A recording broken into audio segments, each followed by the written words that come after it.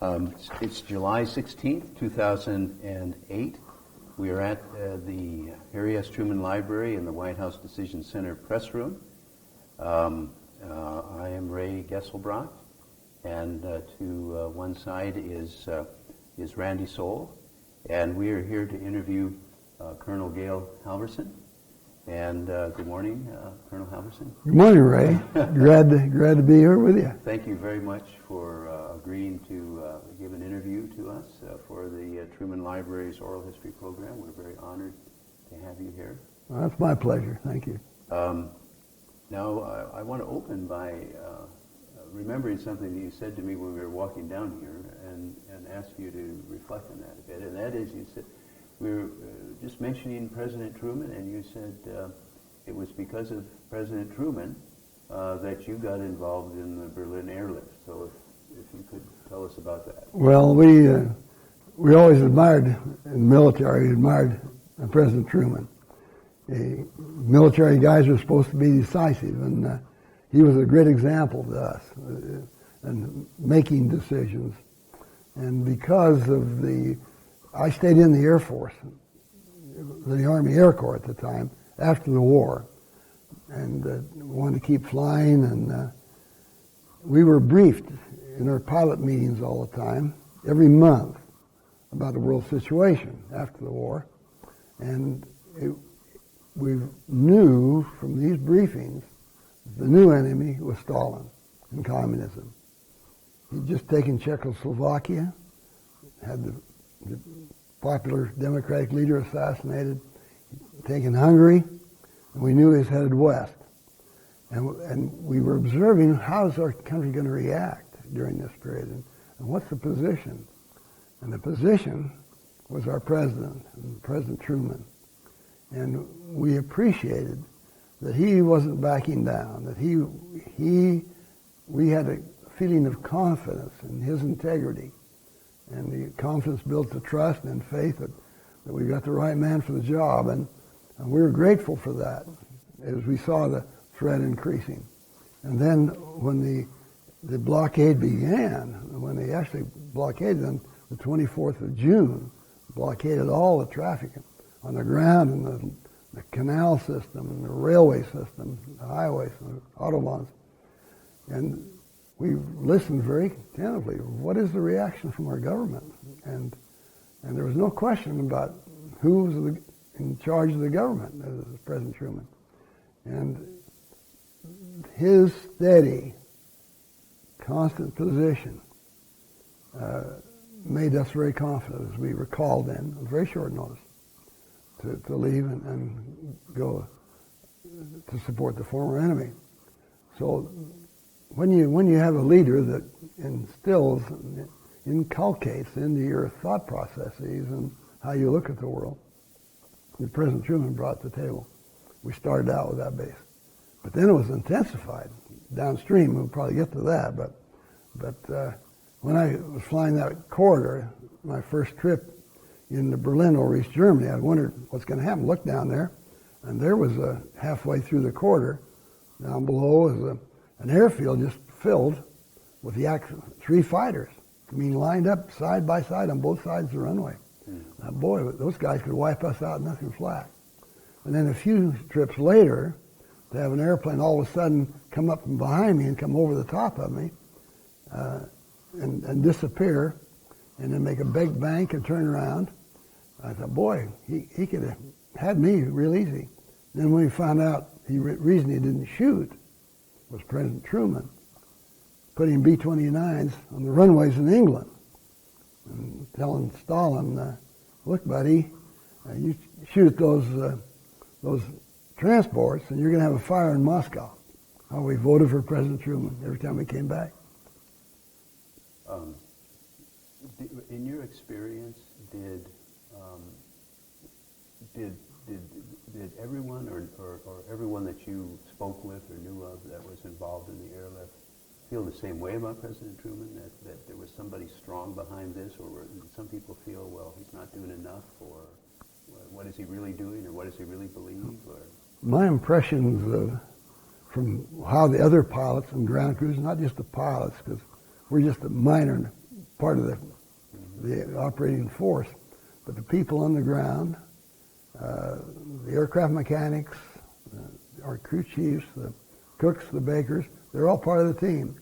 And in none of those areas, none of the critical areas to the airlift and the people that manned them, did I know of anyone that didn't feel, at least in their peace in their heart, that hey, we got the right man for the job, and not questioning, well, we shouldn't have done this. Or there are three major factors that I think led to people feeling very comfortable with the leadership of President Truman.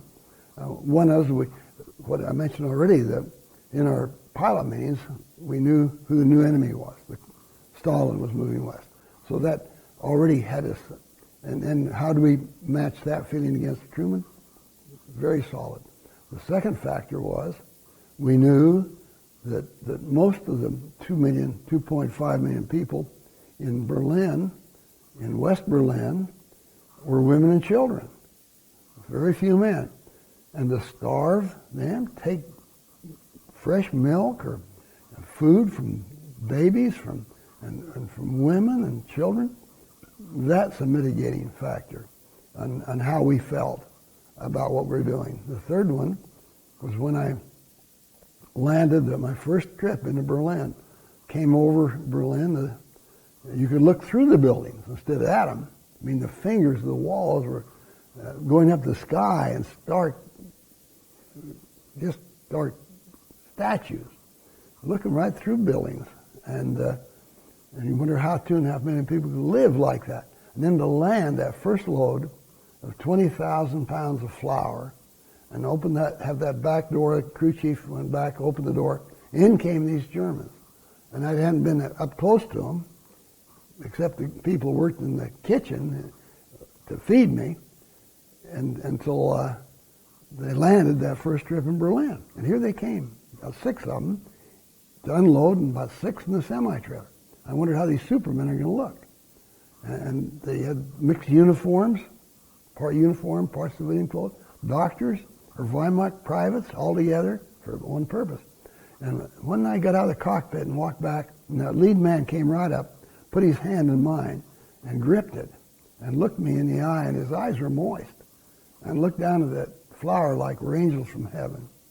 And we're on the same page. So those 3 factors. First, Stalin's the enemy. He's starving 2.5 million people, mostly women and children. And third, gratitude. Gratitude of a human being that's on the other side of this problem. And those factors just were congruent with the force behind why we're there, President Truman. And because of these things I experienced, the other people you ask about, how did they feel about it? That's overpowering. I didn't see anybody that came out of that chaff of these 3 factors and saying, wondering why we did this. I only knew one person in the whole airlift that complained about feeding the former enemy. And he would complain against President Truman's approach, but one, because of the universality of the need of the human being and how President Truman felt about the needs of people. And I think we just felt he knew how we felt and how the people were trying to help, trying to feed help. So it permeated the operation, really. I've felt when I've read about the airlift, read some of the documents about the airlift, gotten involved in the subject matter as someone who was just barely alive in 1948. It has a great inspirational quality about it, and honestly, the whole matter brings tears to my eyes sometimes, chokes me up, makes me very emotional. And I don't know exactly why, but I feel that. And I wonder if you and others who were involved in it at the time felt some of that kind of emotion. Yes, I think that was part of the equation that made us feel like it was all right to fly night and day and without complaining. All kind of schedules, midnight schedule, or first flying 3 round trips. The emotional part, as we met the people, erased the previous propaganda and animosity that we felt during the war. I guess the real thing, besides the meeting the unloading crew and their reaction to seeing the flower, was on the flight line in Tempelhof and Gatow and months later at Tegel. I'm speaking from the American sector of the Air Base Tempelhof, mainly because that's the ones we flew in mostly. They would bring in the children, the parents. I didn't know. I don't believe I met anybody that had the father and a mother, but a single parent, mostly women, like we said, and children. They'd let them come onto the tarmac there, and they'd come out under supervision and bring gifts to the crew, and that bridged the gap. I mean, that closed they could see in front of them someone like their kids at home, the older ones.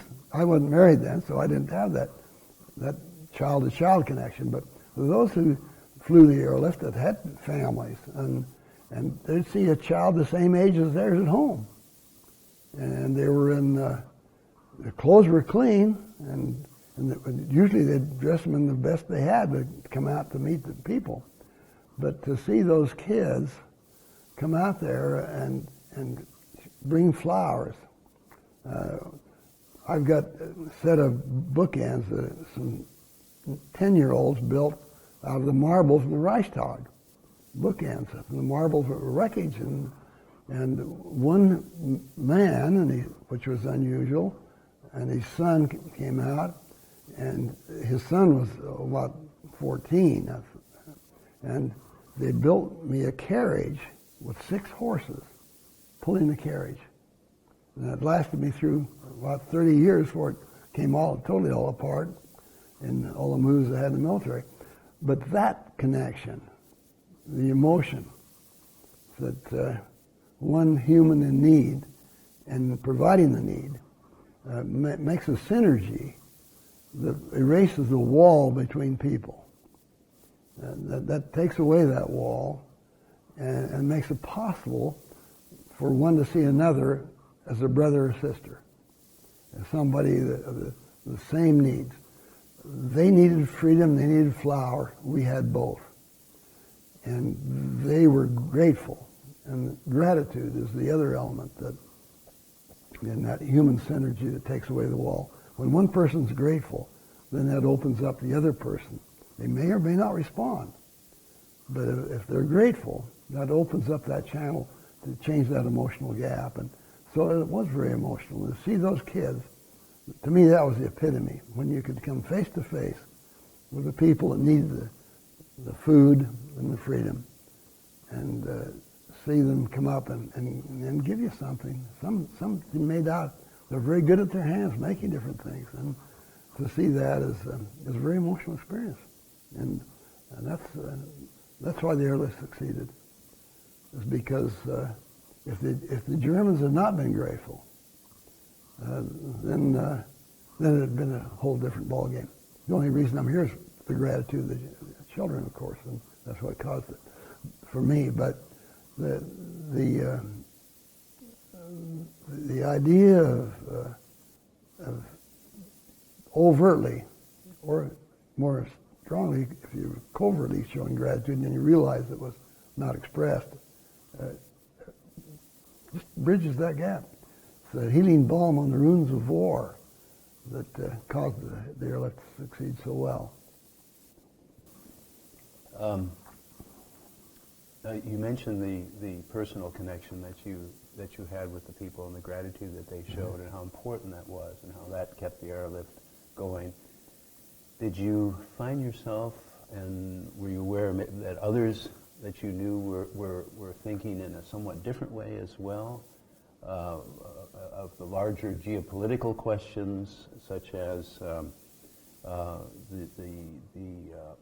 the German economy has to, at least the West German economy, has to be incorporated into the free nations of Western Europe and not become neutralized, and Berlin must be held so that the Germans trust the Americans. Questions like that, the larger geopolitical issues. Did you think about those from day to day? On the larger issues of the world, the impact and how it was going to work out, no, I really didn't. I was just a regular throttle jockey, a first lieutenant. That my job was to get that stuff from point X to point Y, and I was aware that the key point, I wasn't, or all the fine parts of the equation, that I was aware that that the threat was communism, and we're there on the front line, and the importance of that. I was fully aware of that, but I didn't inculcate into my processes now.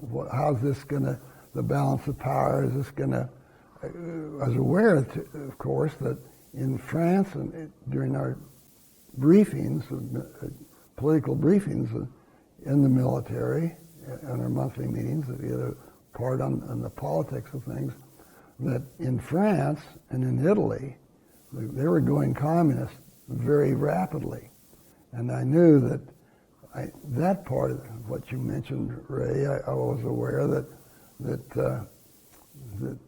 I looked at them, you know, France played a great role in our freedom, you know, in the revolutionary period. They were a bulwark, and to think that they're going to go communist, which they were, and we knew that, and Italy as well, said, boy, this stuff's beyond Berlin and East and West Germany.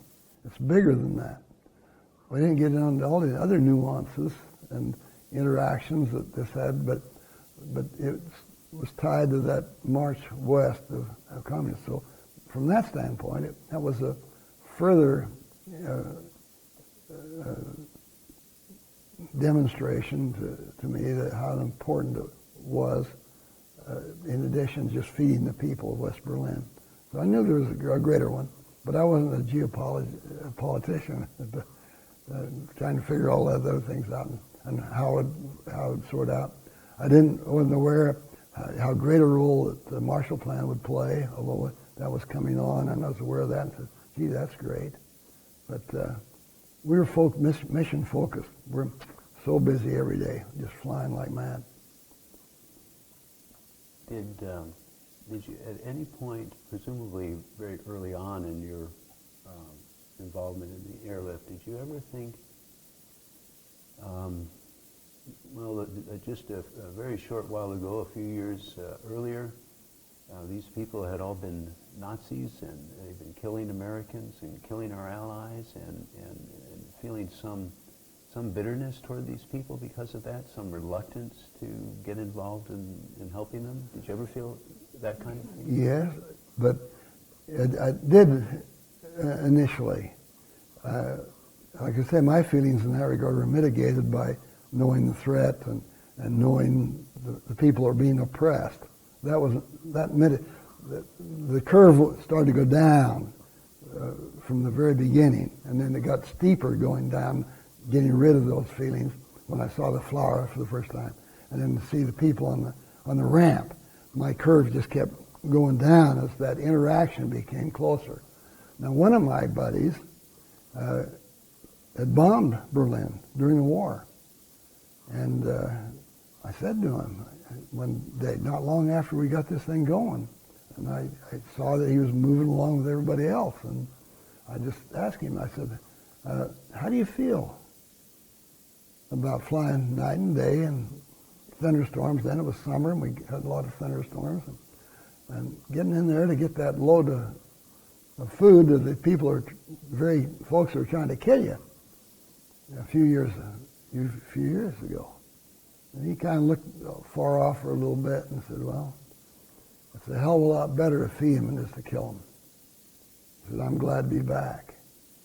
It makes me feel a lot better. helped me with this closure thing.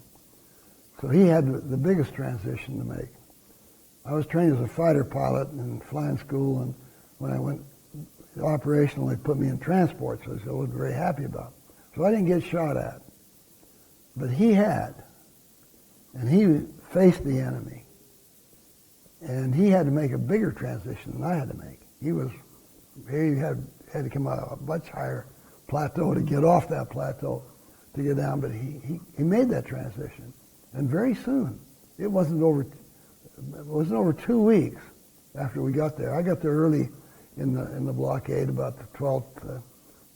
My first flight's about the 12th of July, which wasn't very long after the start of it. And it wasn't very long after that I had this discussion with him. So he came off that peak and to the accommodation. Then that's a pretty good indication. I think it's a sample of one, but he's the only one that I ran into that bombed him as someone to talk to. That how do you feel about him now? And so when you get person to person, you find out that we have all the same kind of needs. We're all out of the same cloth, the same spirits at least. And with that background, that when you get to that point, then the politics, you realize very quickly, is the thing that changes how people look at each other. Where were you born, Colonel? Born in Salt Lake City, Utah, out west. Yeah. Okay. And were you raised and educated in that city? No, I was there just long enough to get born and get out of there. My parents lived in northern Utah, where there was no medical facilities, and so my dad took Mom down to Salt Lake, and then we went back up on the farm up in northern Utah, and from then on I was on the farm until I got into the Army Air Corps.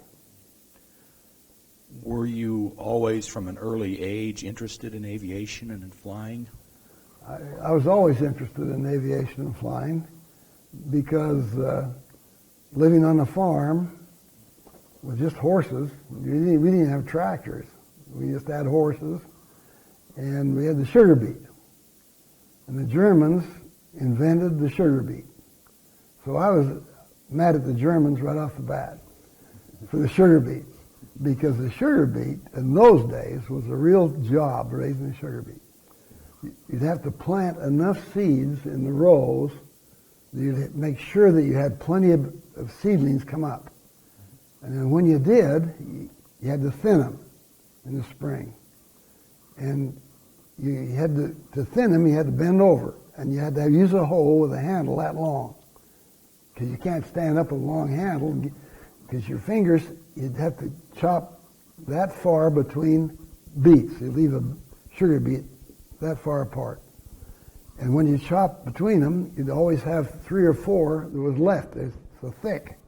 So the left hand was picking them out, so you just leave one, and the right hand was going. And when I thought, boy, if I ever get to where I need coordination between my eyes and my hands, that's the job I need. And then I looked up in the sky, and the old airplanes come sailing through the blue out of the dust and out of the dirt. And boy, to answer your question, I want to be up there, not down there with a hoe thinning these German sugar beets.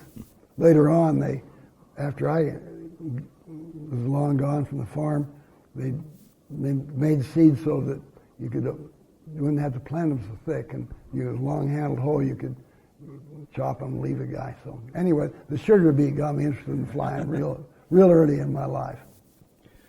And when did you enter the military? Well, I entered the military in June of 1942, just not long after Pearl Harbor.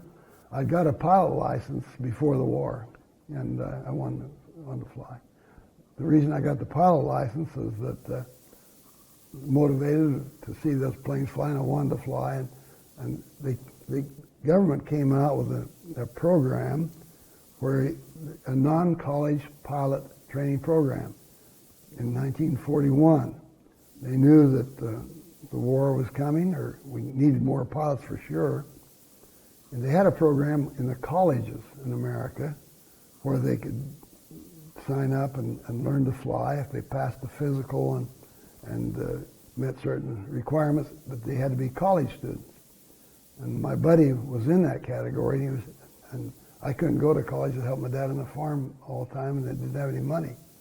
And so they came out with a non-college training program, and about 150 pilots in total 150 in 3 locations would take the ground test for the pilot license, and they gave 10 scholarships, and I got one of the scholarships. So I learned to fly before the war, but I joined in June 1944. 42, yeah. And you said that you were trained initially as a fighter pilot. Yeah. And where was that training? That training was the Royal Air Force in number 3 British Flying Training School in Miami, Oklahoma. When I went to Aviation Cadet Ground School in Lackland Air Force Base in Texas, they asked for volunteers to train with the Royal Air Force. They had a different training program than we did. They went to just use one base for primary and advanced, and one base, and the Americans used 3 bases, and the British went from primary to advanced training, and they wanted to evaluate that, and so I volunteered, trained with the Royal Air Force, the fighter pilot in Miami, and then came back to the Army Air Corps, and they sent me in transport. Okay. And so for the duration of World War II, you were flying transport aircraft in Europe or in the United States? Well, in the United States, no. At first, I did some transport operations in the United States, ferrying aircraft, when I first got out of flying school, out of Romulus, Michigan, picking up different airplanes to deliver them to different places in the United States. But I was only in that for a few months. Then they sent me to Natal, Brazil, in foreign transport ops, and I was down there for the rest of the war, flying into Africa.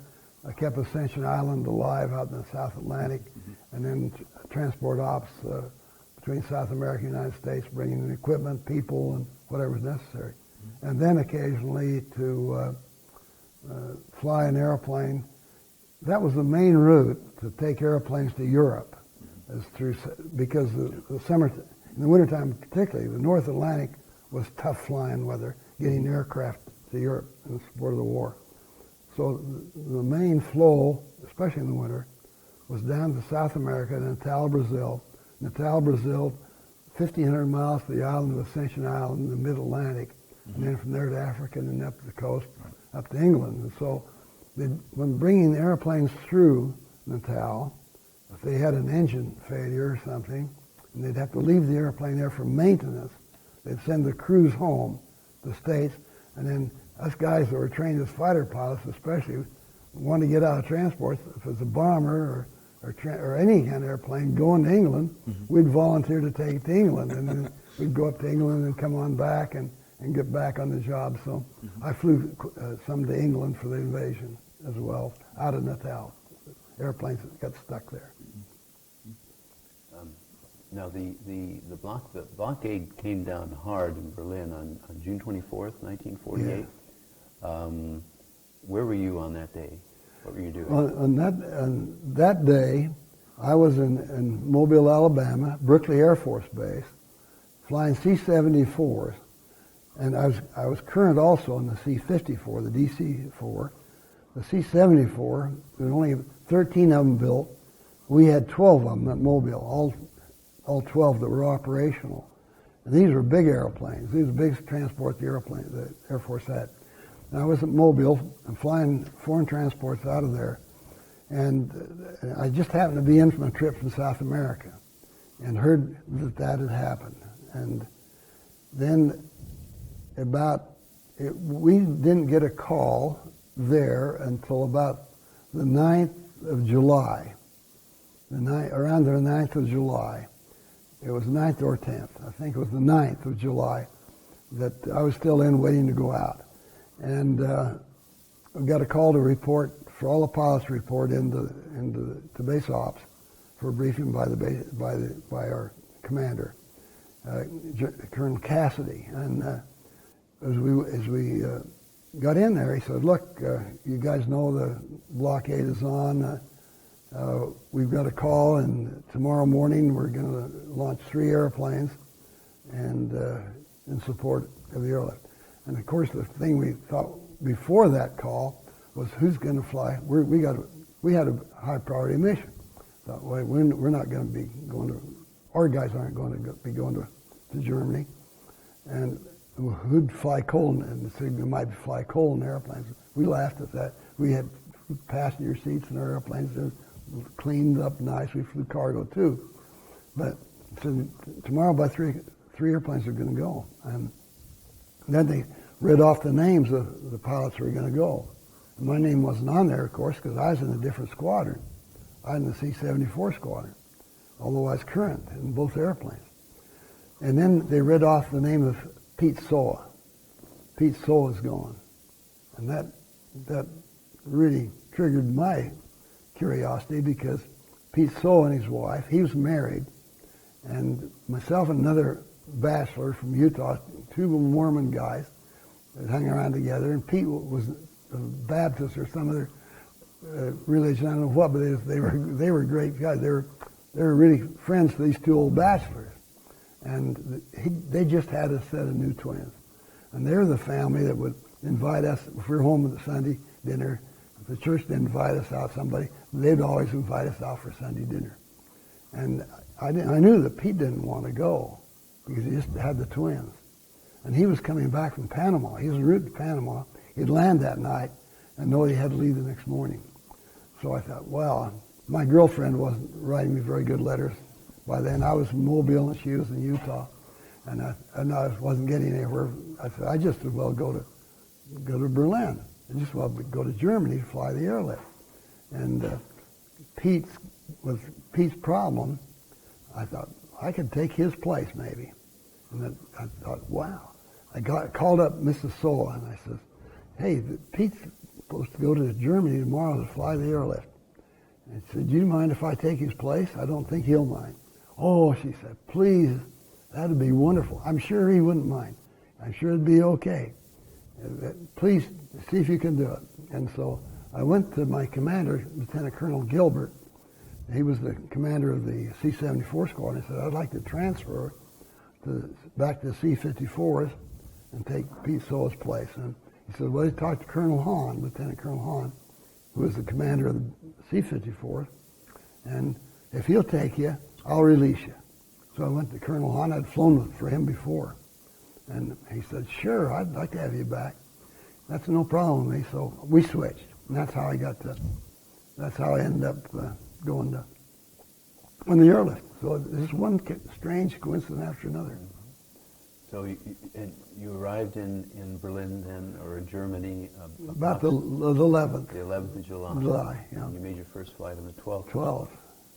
What was your assessment of the operation that you had got involved in right at that time? Oh, well, it was wild. It was a cowboy operation. It was tough. General Joseph Smith did a good job to get things going, but when you throw all the airplanes you can and get them going as fast as you can, there's no time for really organized planning. And it was rough. It was a joke if your buddy took off ahead of you to Berlin and you beat him back to Frankfurt. That was well, where you been, buddy? You know.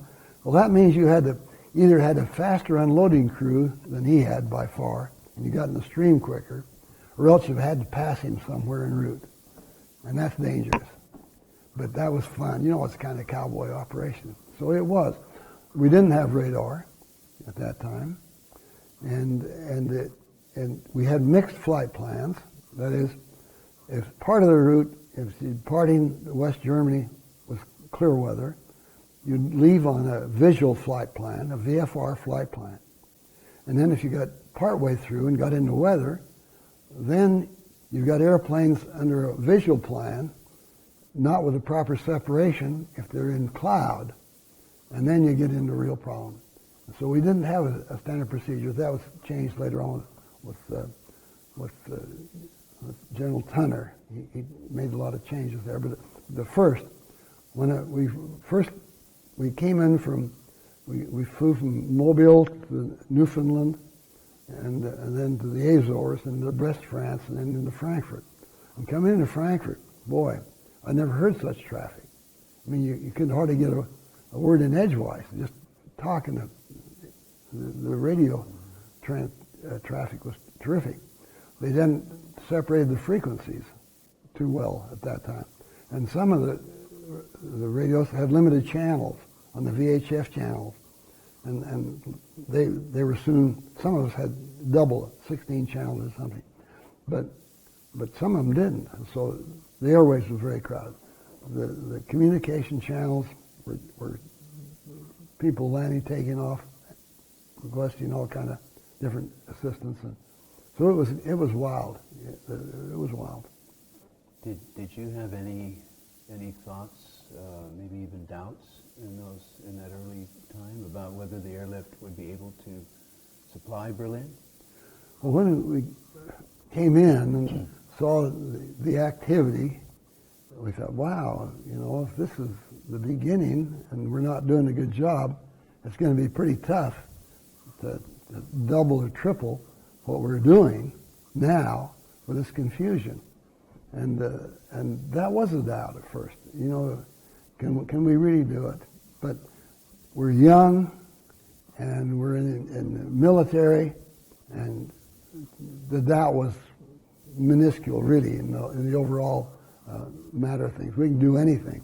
In fact, in this ring, inside of it, had our motto: we can fly anything, anywhere, anytime. General LeMay said that. And it's right inscribed in my ring, so I never forget that. So we were optimistic. I think that was a small part of it. We thought, boy, things are pretty wild here, but hey, this is interesting. It's not like an ordinary operation. So it's getting into a new, whenever you if you're traveling across country and get in the mountains after the plains, it's a change of venue. And it was really kind of invigorating, actually, to say, hey, what are we going to do next? Did you have a real firm sense of what your mission was? Did you think, well, we're supposed to supply the Allied military in Berlin, or we're supposed to feed the people of Berlin, or we're supposed to prepare for the supplies for the winter, or did you think in those terms? Our focus was very clear, and it came from President Truman. He was very decisive, and we knew we were there for one purpose: to feed women and babies and kids and the people that were starving and needed food. And that was clear and incisive. And his words ringing in there: we stay in Berlin. We're staying in Berlin. It was so definite. And that's a quality of leadership that is essential in everyday operations, essential in family. If the father of the family doesn't provide direction, and if the mother doesn't, the kids wonder where in the world we're at, what's going on. So it comes from the top, and it came from President Truman. It was just, it fit the requirement to a T.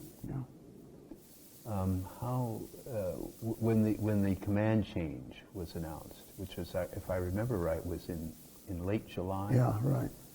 When General Tunner was given command of the airlift. How did you feel about that? How did your comrades feel about that? Well, we felt like the number one input we knew that we had the basis of our reaction to General Tunner taking charge was that we knew what his reputation was. He'd been in command of the Hump operation, flying the supplies over the Himalayas from India into China, that he had been most efficient in how he set it up. He's tough. We knew he had a tough reputation, but it's a tough job. And that Himalaya job was a tough job, and he was outstanding in how he was concerned about his troops, about the living conditions. When he went into that thing in India, the living conditions weren't good, and they never were really great, but he made those changes and helped the people. And he put in procedures in the Hump that were effective. So we thought, great, here comes a guy. If you're Podunk University with a football team and the Ohio State coach comes down and says, I want I'm going to take charge of your program. That's the way it felt, you know. Boy, we got the best coach in the country, and he made changes right away. One of the first things he did was when he arrived, he came to Berlin. He went around to different bases. Right, he was a hands-on guy. He worked more hours than anybody ever on the airlift.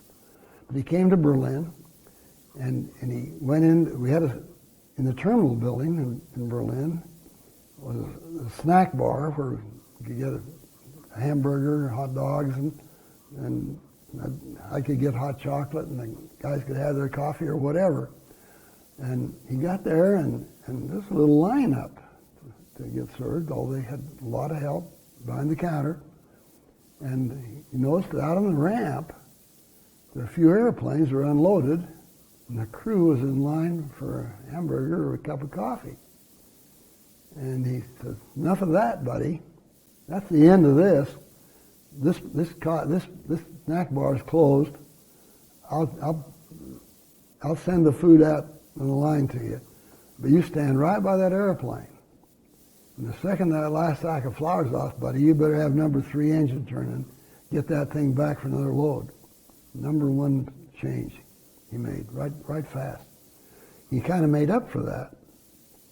He put a mobile snack bar, put snack bars on wheels, several of them. I don't know how many he had, but there's always a snack bar ready to roll up as soon as you stop the engines.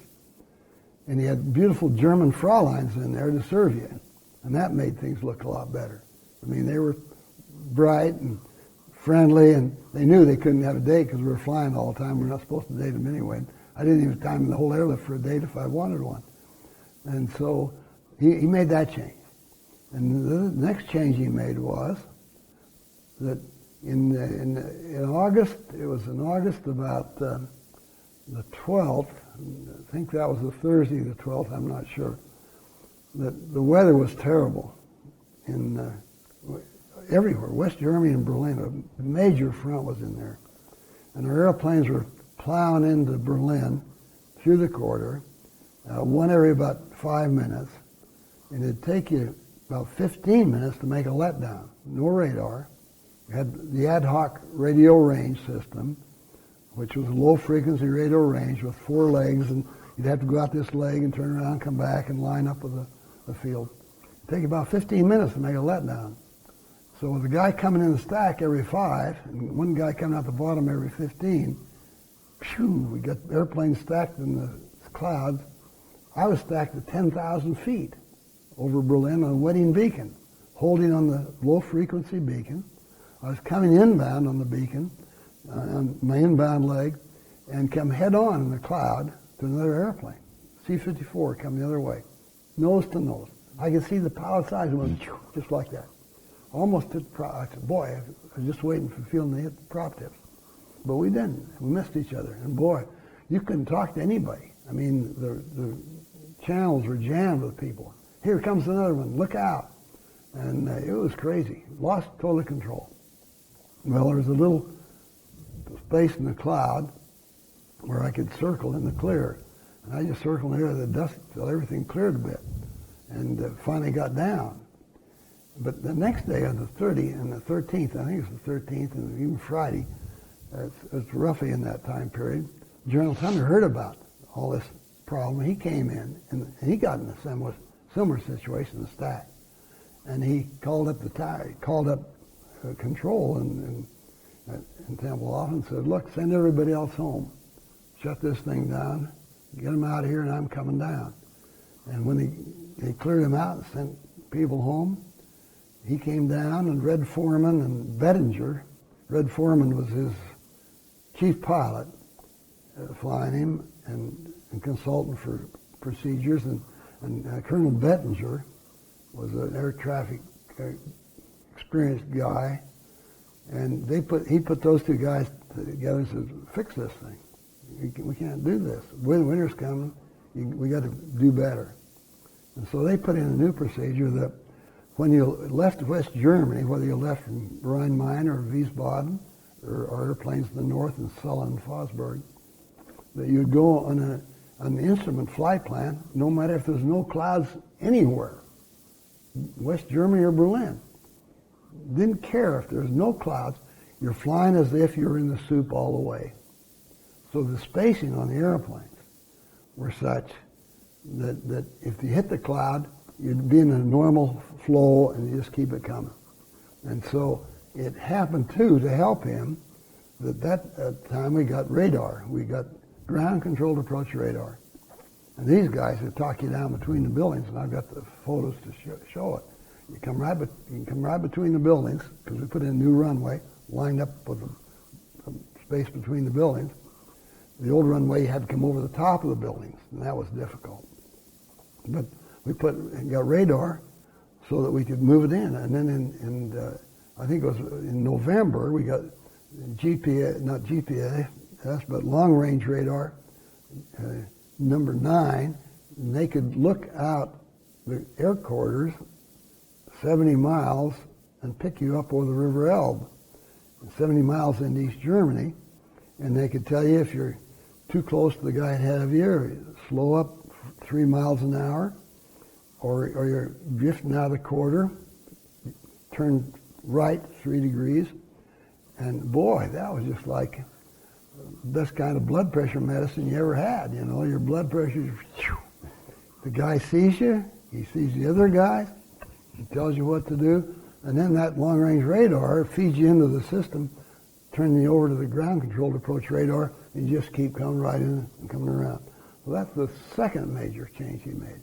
And the third major change he made was that when we got that going, we didn't want to take the load back home. You know, if the weather's bad, and we wouldn't want to take it back home. We wanted to deliver it.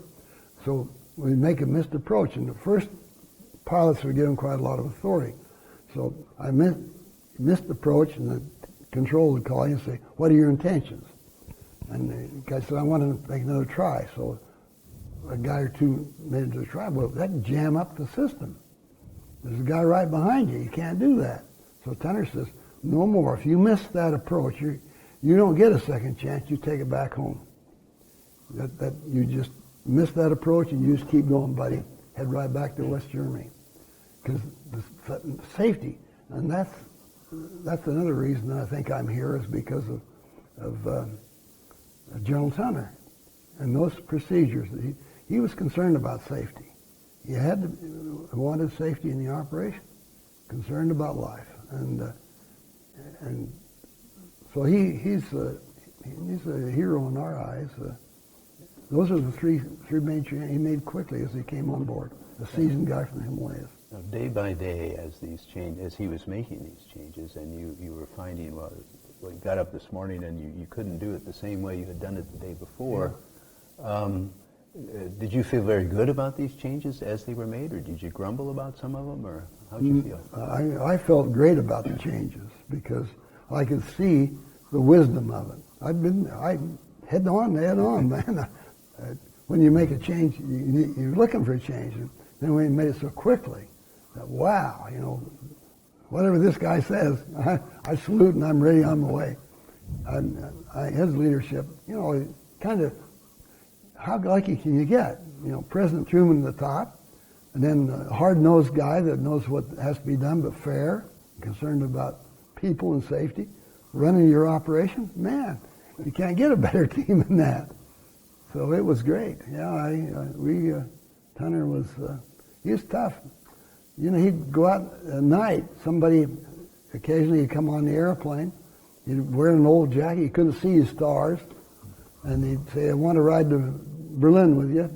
He never said that to me, but some of the guys, and they got in the airplane, and he wouldn't know who he was. He got halfway to Berlin. Seeing what was happening. What's happening to the guys. So important. This kind of a question occurred to me when Ray was asking an earlier question, but when the airlift began, did you think that it would last as long as it did, or did you have it in mind that it might just be a few weeks or a few months before this has worked out? That's a good question. But how long do I think it was going to last? I thought it would be over in a few weeks. I just bought it was almost impossible to get a car just after the war. And I was able to, in flying the Caribbean area, go into Aruba, not Aruba, Antigua, and there was a car dealer there that couldn't sell all the cars he had, and yet you couldn't buy one in America. So I bought a car in Antigua and had it delivered up in New York, and I had it down in Mobile, and I was doing big time. Didn't have to wait for the bus anymore, and said I wasn't married, and I didn't have trouble getting a date then. Brand new 4-door Chevy. Couldn't get a more classy car. When the airlift came, one of my big wondering about going to the airlift was leaving that car. But I thought I'd be back in 2 weeks, 3 weeks. And so I pulled it up into the pine trees and took out the key and took off for Europe, and there was my brand new car sitting in Mobile. Well, as days went by and days went by, wow, gosh, my car's there sitting there, and I'm here, and I don't know when this thing's going to be over. But I thought it would be over quick even then. And I never saw the car again, by the way. After several months, a guy in Mobile says, hey, I'll buy your car. So I sent the keys back with a buddy, and I never saw the car again. But that's an excellent question, because that was a motivation for me to do what I did with the kids. I thought it was going to be over. Stalin was getting a black eye. This was July. Yeah. I thought it'd be over because the world was really getting on his case. He didn't care, but it was getting on his case. I thought, he's going to quit. He's going to give up. And so I got to go to Berlin and see it on the ground. Get on the ground and see more than just standing on the airplane. I had a friend in Berlin who says, yeah, get here. I've got a Jeep for you and a driver. He'll take you over. You can see everything. And so one day I came back, and it was about the 17th of July, came back and landed at Rhein-Main about noon. It was a beautiful day, sunshine. I was supposed to go to bed and fly that night. I had my movie camera in my hand, and Bill Christian, a buddy from Mobile, Alabama, was in an airplane in the next hard stand with a load of dried potatoes ready to go to Berlin, just getting ready to start the engines. I said, holy cow, what an opportunity. Beautiful day. Bill's going. I'll just jump on the airplane with him. I'm not going to bed. I got a Jeep waiting for me in Berlin. I get off the flight line. I'll go over the city and get these great movies. And so I told John Pickering, my co-pilot, go to bed, John. You and Elkins get to bed. I'm going to Berlin. He said, you're crazy. And I said, I know it, but I'm going to Berlin. If this thing stops tomorrow, they're going to send us all home. They're not going to let everybody go sightseeing to Berlin. And I want to see Berlin. I want to see Hitler's bunker. I want to see the Reichstag up close. I loved history. And here I was, right in the middle of it. I said, it's going to be over. I'm going to Berlin. I'll see you before I go back. All you need is a uniform. Airplanes come back at 5. No reservations required. So I jumped on the airplane, went back, and the Jeep was waiting. We called in, and the Jeep was waiting. But before I went around town, I wanted to get on the end of the runway and take pictures of the airplanes coming over the buildings before we had it come between the buildings. And that's how dumb I was. I thought it was going to be over that quick. Oh, yeah. The long answer to your question. But I thought it'd be over right away, and that it wasn't. But I did get my pictures, and I'm glad for that. What type of planes did you fly during the airlift? Only one. The planes we flew during the airlift, in the beginning, there was about 100 C-47, twin-engine Dakotas in the theater. One or two C-54s, but one of those, at least, was a commercial one that started flying the airlift. So those were C-47s. I've flown thousands of hours in C-47s before, but I came over in the C-54, and that's all I flew. Now, it was obvious soon with the C-47, with only about 2.5 tons capability, you clean out all the garbage, you can get up to 3 tons if you depend on the airplane. And it was difficult to load and unload because of the tail dragger. I mean, it's a tail wheel instead of a nose wheel, and the loading platform's on an incline. It's not easy to load. Small door, small airplane. It was obvious very soon to General Tunner, General Joe Smith first, that this airplane's not going to do it. We flew, I don't know, about 80 tons at the most the first day, and you got 4,500 as a requirement for starvation. So immediately they started to say, hey, we got to get in the bigger airplanes, and because of that, we phased out all of the twin-engine airplanes by the end of September 1948. So that's all I flew. Now we're specialty airplanes. They had one C-74 that I flew in Mobile from my Mobile buddies was flying engines. Their job was to fly engines from the States to supply the airlift, and they did that. We had to send a lot by sea lift too, but to get them there quick. So the C-74 was one of them.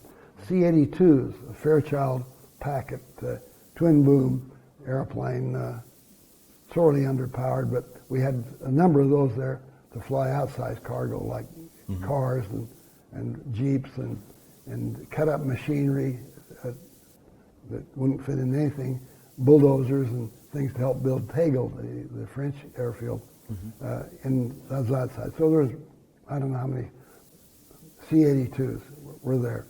There were a C-97, which was a very large, modern airplane, came over there. It had some mechanical problems and was there for a while, and I don't know how many, maybe 1,000 tons they flew, I'm not sure. And then it had to go back to the States.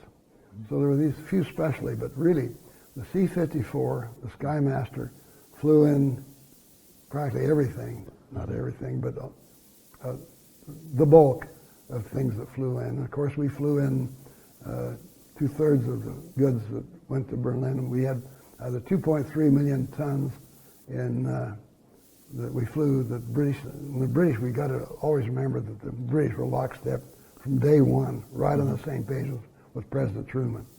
Great team, fantastic, and the French were on board too. But the Brits were there. They had all kinds of different airplanes, about 6 different kinds of airplanes. But we flew in about 1.7 million tons, I believe. Most of that was the C-54. And the Brits flew in the rest with seaplanes, anodized airplanes were built to withstand the salt corrosion of the ocean.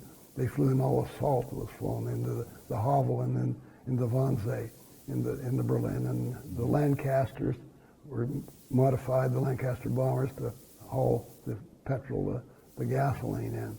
And they had C-50, not C-54, they had Hastings, they had Dakotas, they had a lot of different airplanes. It was easier for us having one airplane. The supplies were the same. I mean, the parts were the same. And the speed in the corridors, you didn't have a 2-engine.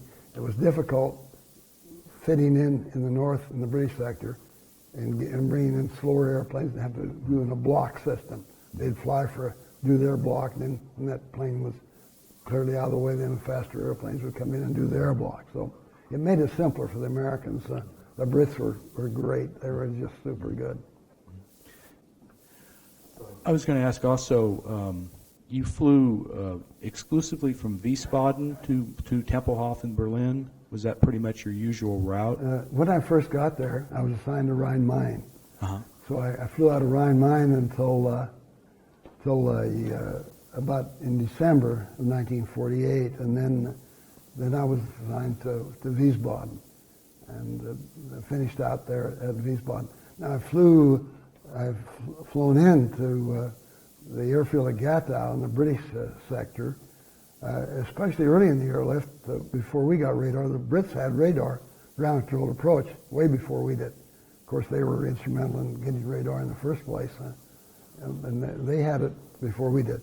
And when I got into Berlin a time or two early in the program and had trouble getting in because of the weather in the Tempelhof, they'd divert us and pick us up with radar and land us in Gatow. But most of it was Tempelhof.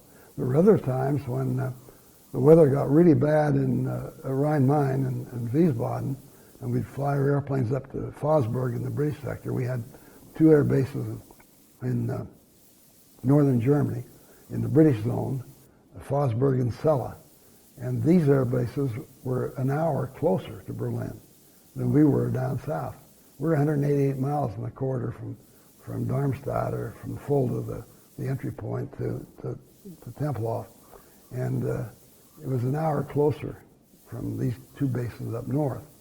So two airplanes stationed in the RAF bases up north could do as much as three down in the southern part. And so occasionally when the weather went really with the pot down below, we'd go up and sleep on the gym floor in Fosburg or whatever and fly into Tegel after Tegel was finished in November. So I've landed in all three of them, but principally in Tempelhof. On an average, during a 24-hour period during the airlift, how many hours were you in the air? Yeah. In the flying in the early stages of the airlift, we flew 3 round trips before we changed. And the total time that would take was about 15 or 16 hours. And go to bed and sleep for 6 hours and then go right back out and fly again. But that lasted for a relatively short period of time until we got more C-54s. And they brought them in from Alaska, from Japan, from China, from all over the place. And when we got those in, then we don't have to do 2 round trips a day. And so that'd be more reasonable. Now the flying time itself that you ask about, those times included takeoff, loading, unloading, and the route time. From Frankfurt to Tempelhof is about an hour and 55 minutes, roughly. An hour 40 to hour 55 minutes, depending on the winds. And the return was a little longer than that because we'd do a dog leg up north and have to come out. The 3 air quarters, one from the north and one from the south, would converge on Berlin. And then there's a center quarter, the 3rd quarter, coming out from Berlin to Braunschweig in the east, in the British zone. And the north quarter terminated around Hanover, and then ours terminated in Frankfurt and Wiesbaden. And so one-way traffic going in from the north and the south and converging, and then all the airplanes would come out one-way traffic at the north. So it's a little bit longer, making the triangle than it would be just going from here to there. So I don't know, it took us maybe 2 hours and 20 minutes to make the return trip, come around the other way.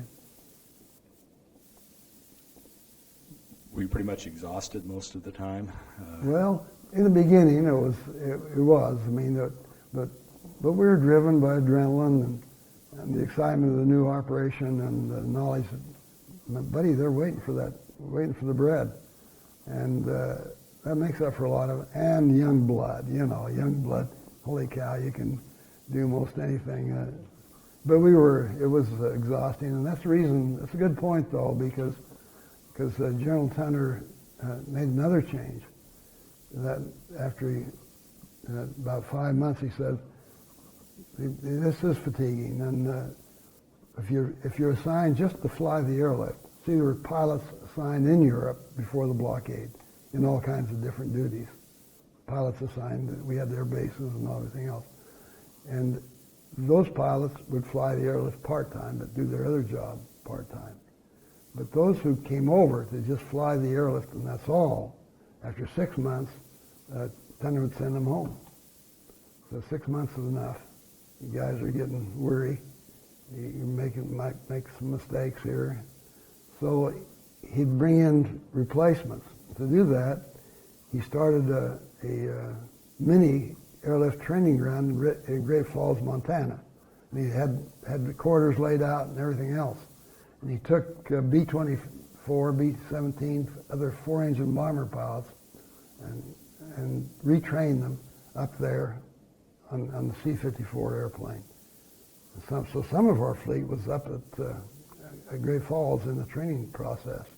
And then as they and the crew chiefs and the whole teams, and they would come and replace us after 6 months. I'll ask one more question, then I'll let Ray ask his question and a question. But I was always curious about what kind of orders or standing orders you had in your flights regarding any contact with Soviet aircraft. Were you asked to just fly your mission and don't precipitate anything? But if they did attack, you obviously, did you have the orders regarding defending yourself, et cetera?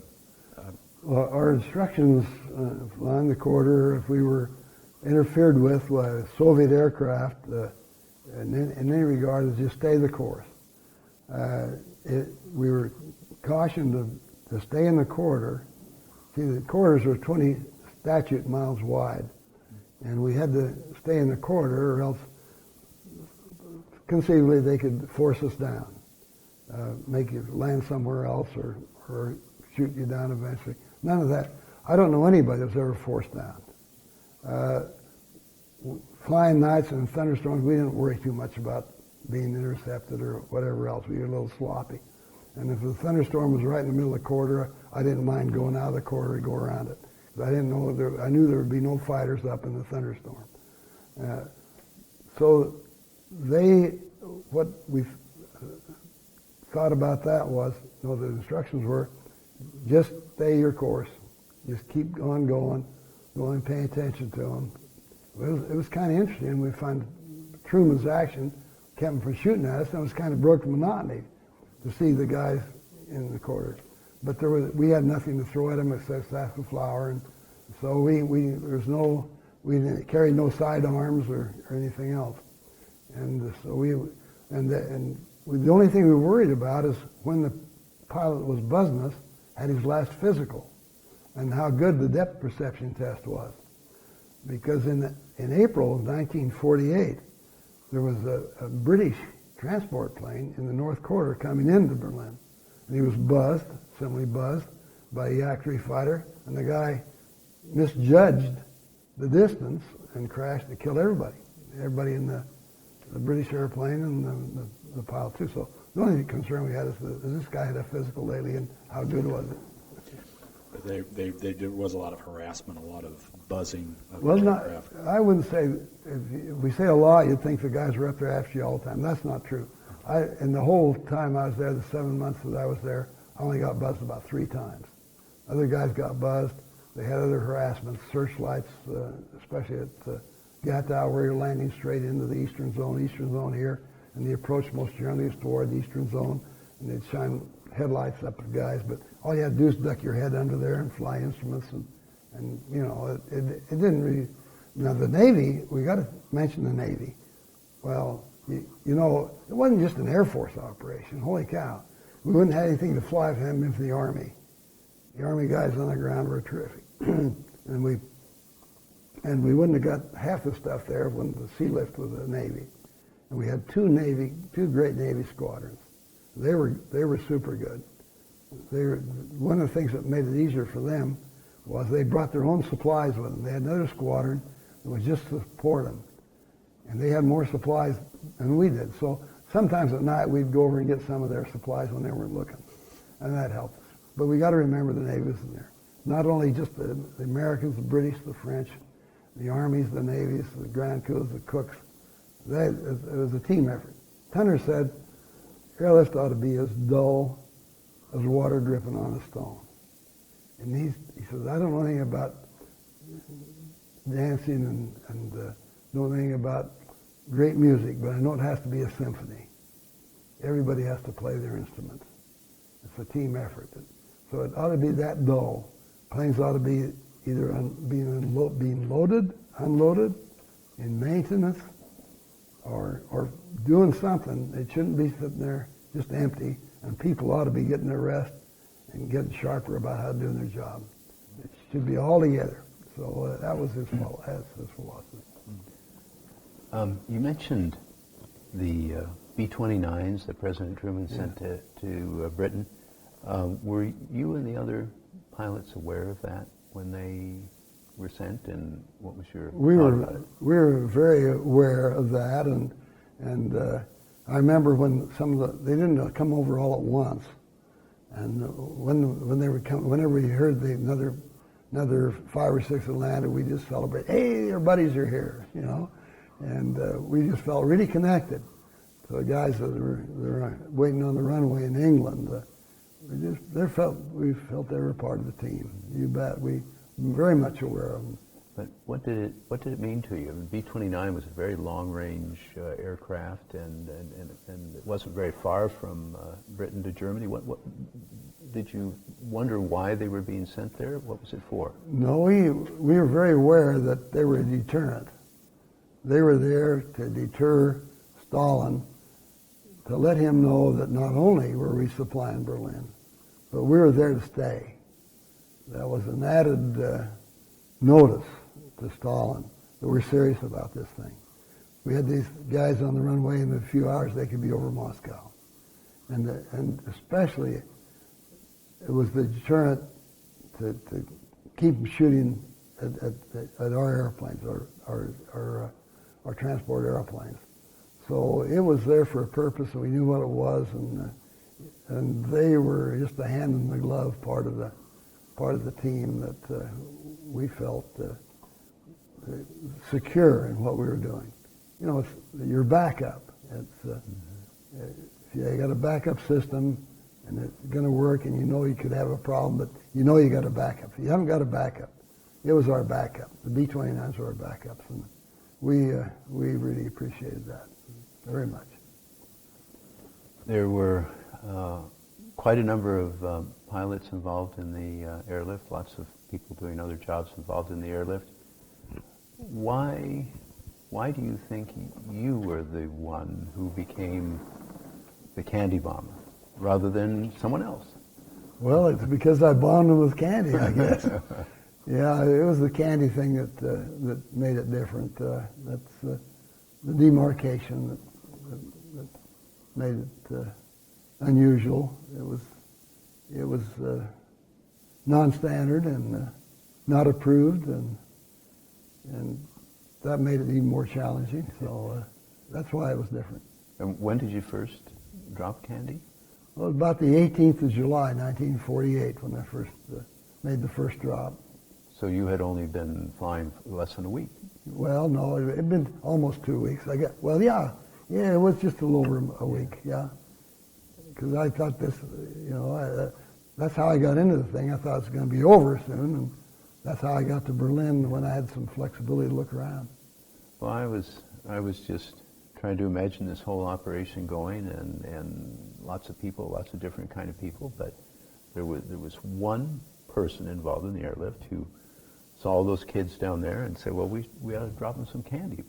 But have you ever wondered about why that was yourself, why it wasn't someone else who came up with the idea? Or? No, I never wondered about that, because the other guys see the kids down there in the runway all the time, just like people watching a construction project. They had a lot invested in those airplanes with their bread coming over the top of their head every day, and it was pretty exciting to watch them. So the kids were in that open place, and you could see them all the time. But it lacked the one element that made it possible: personal contact. We talked about earlier, the one-on-one, and where that interchange and where gratitude comes into the equation, that opens a wall between people. And the wall between people is the space between the airplane and the guys on the ground. You don't have any contact. It's contact person to person, and that's how it got started. So you felt the need to have a connection with the people on the ground? No, I didn't even think about it. I thought I was there to get movies. I didn't care. I didn't know I was going to see anybody. I don't mind seeing somebody. I'd like to interact with them. My only purpose was I was on the end. When I came back, hitchhiked back to Berlin on my buddy's airplane, the first thing I did, instead of going with the Jeep, was to want to get movies, if I ever had any kids, to show them the approach. Popping over that bombed out building. And to do that, I said, just hold the Jeep. I'm going to go the 2 miles around the inside to the approach end of the runway across from the terminal and shoot movies, and I'll be back. And so I went around there and started shooting movies. The airplane's coming over, barbed wire fence in front of me, bombed out buildings a couple hundred yards over that way. And then suddenly, here were the kids. I mean, eyeball to eyeball. The connection, the personal connection. See the color of their eyes. They're right up against me, looking at this uniform that was bombing them 3 years before. Maybe killed their dad and mom. Who knows? And I didn't know how they get. I looked down, all of a sudden there's 30 kids, about roughly 30, standing right on their side of the barbed wire from me, looking at me, and they were friendly. And I thought, why would they be friendly? You know, here's that uniform right here. And it wasn't the first time they've seen a uniform up close, the military. Russian first, which is terror, and the occupation guys later. And then I found out later why they were so friendly. Because their aunts and uncles were arbitrarily cut off with the border. Not cut off because you could walk across the border then. But they could walk across the border, their aunts, uncles, and whoever, the close family tie, come over to West Berlin to use the library to see what's going on in the world. And they lost their freedoms. They lost freedom of the press, their freedom of expression, freedom of travel, freedom of religion, freedom of electing who they wanted to be their ruler. They lost that. So they were over there. And they were telling their aunts and uncles, man, I can't travel. I can't do this, can't do that. And they knew then what communists like. They had missionaries from the communists, not for this program, but negative missionaries, saying, hey, this is not very cool, buddy. You don't want anything to do with these guys. So they were friendly. American-style freedom was their dream.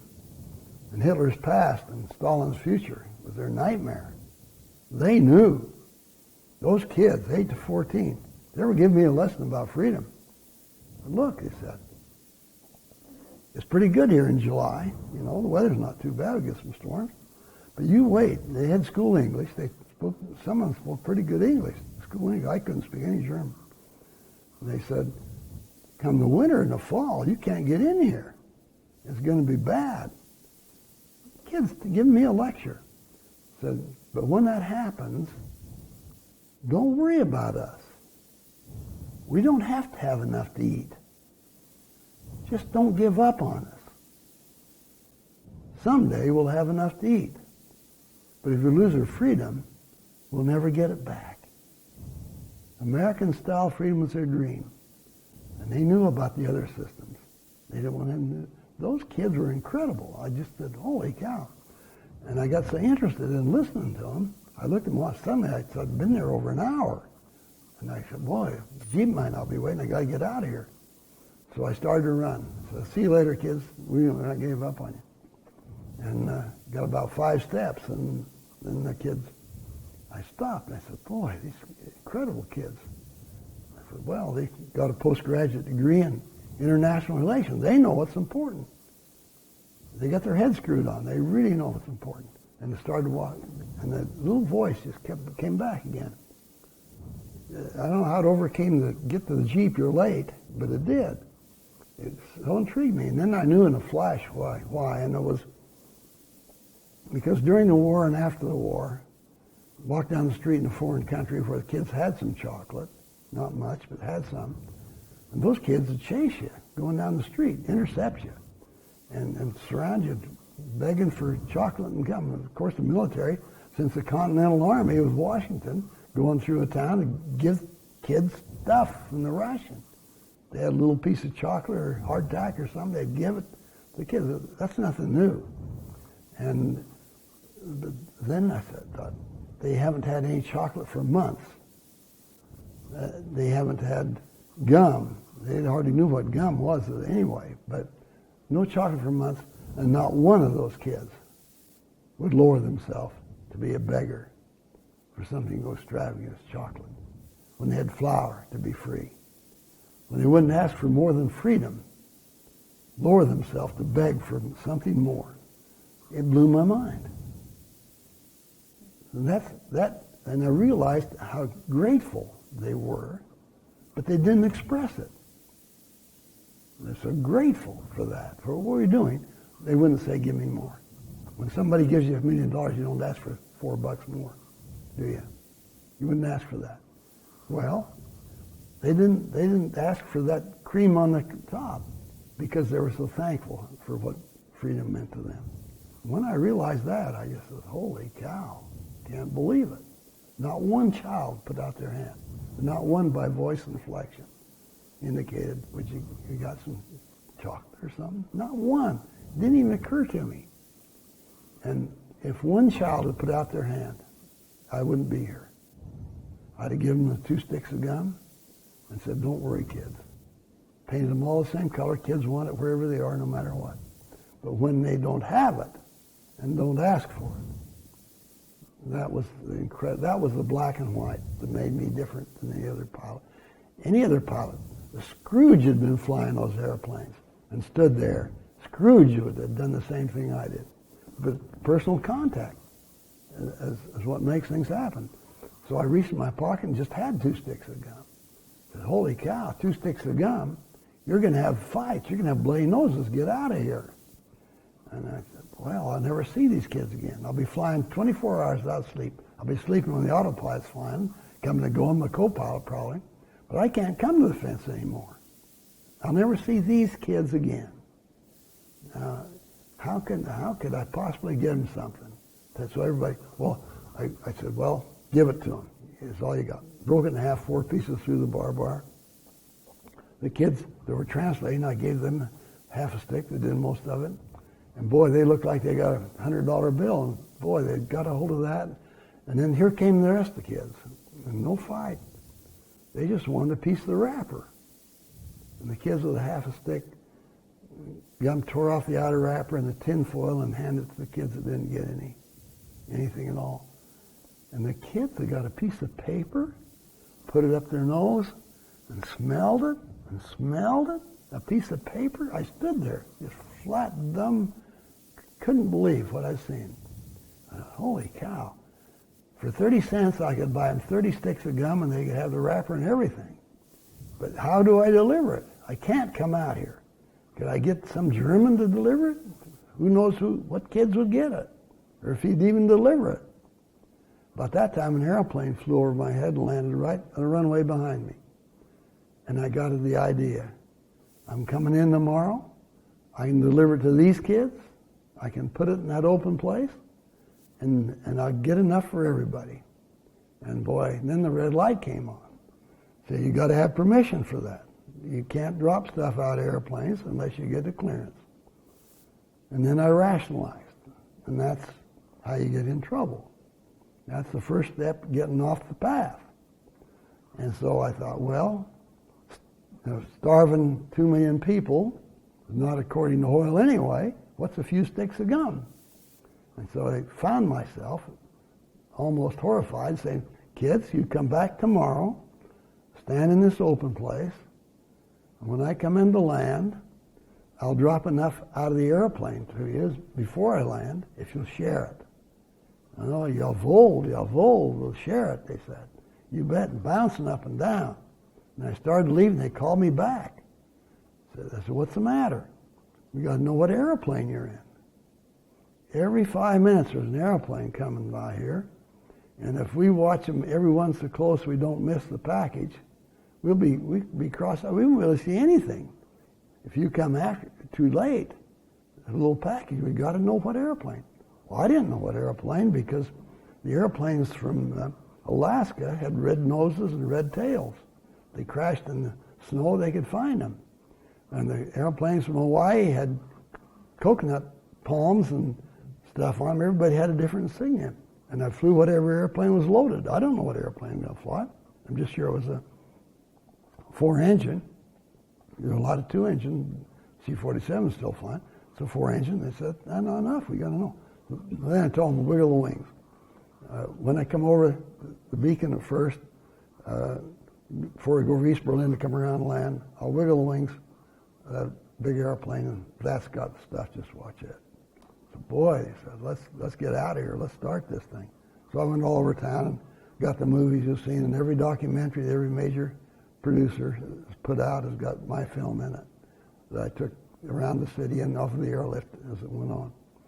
And I took those pictures, went back to several hours, ready to start flying that night. went to the base exchange, open 24 hours a day, bought all I could on my weekly ration, and I didn't have enough, so I went to my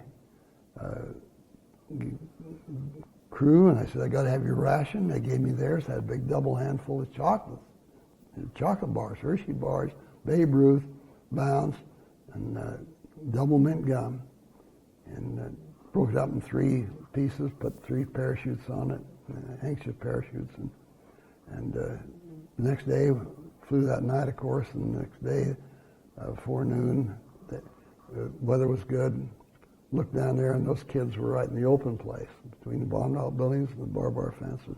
They hadn't told anybody else, it was just a small group, and wiggled the wings, and they went crazy. You still see their arms as they came over the bombed out building. Right behind the pilot seat is a flare chute, where emergency flares are pushed out in case you have emergency in flight. And it's easy for the crew chief to stand between the pilots, just access that. And so as he came over the head, just told him, push it out, and he pushed it out. And unloaded 20,000 pounds of flour, the Germans did, and worried that somebody had seen the airplane as parachutes and get me in trouble, and lined up to take off. And or they pulled the parachutes over barbed wire where they couldn't get them onto the field. When we taxied out, there's 3 Hanks just waving through at all the airplanes. And their mouths were going up and down, and we waved, and I said, they wish they wouldn't do that, waving all the airplanes. Well, that's how it started. How did your the other pilots, not thinking for the moment of your superiors, but your friends and colleagues, how did they feel about this when they found out about it? Were they all very happy for it, supportive? Well, when they found out about it, they were very, very supportive. It was about 3 weeks we dropped before we got caught. But when we,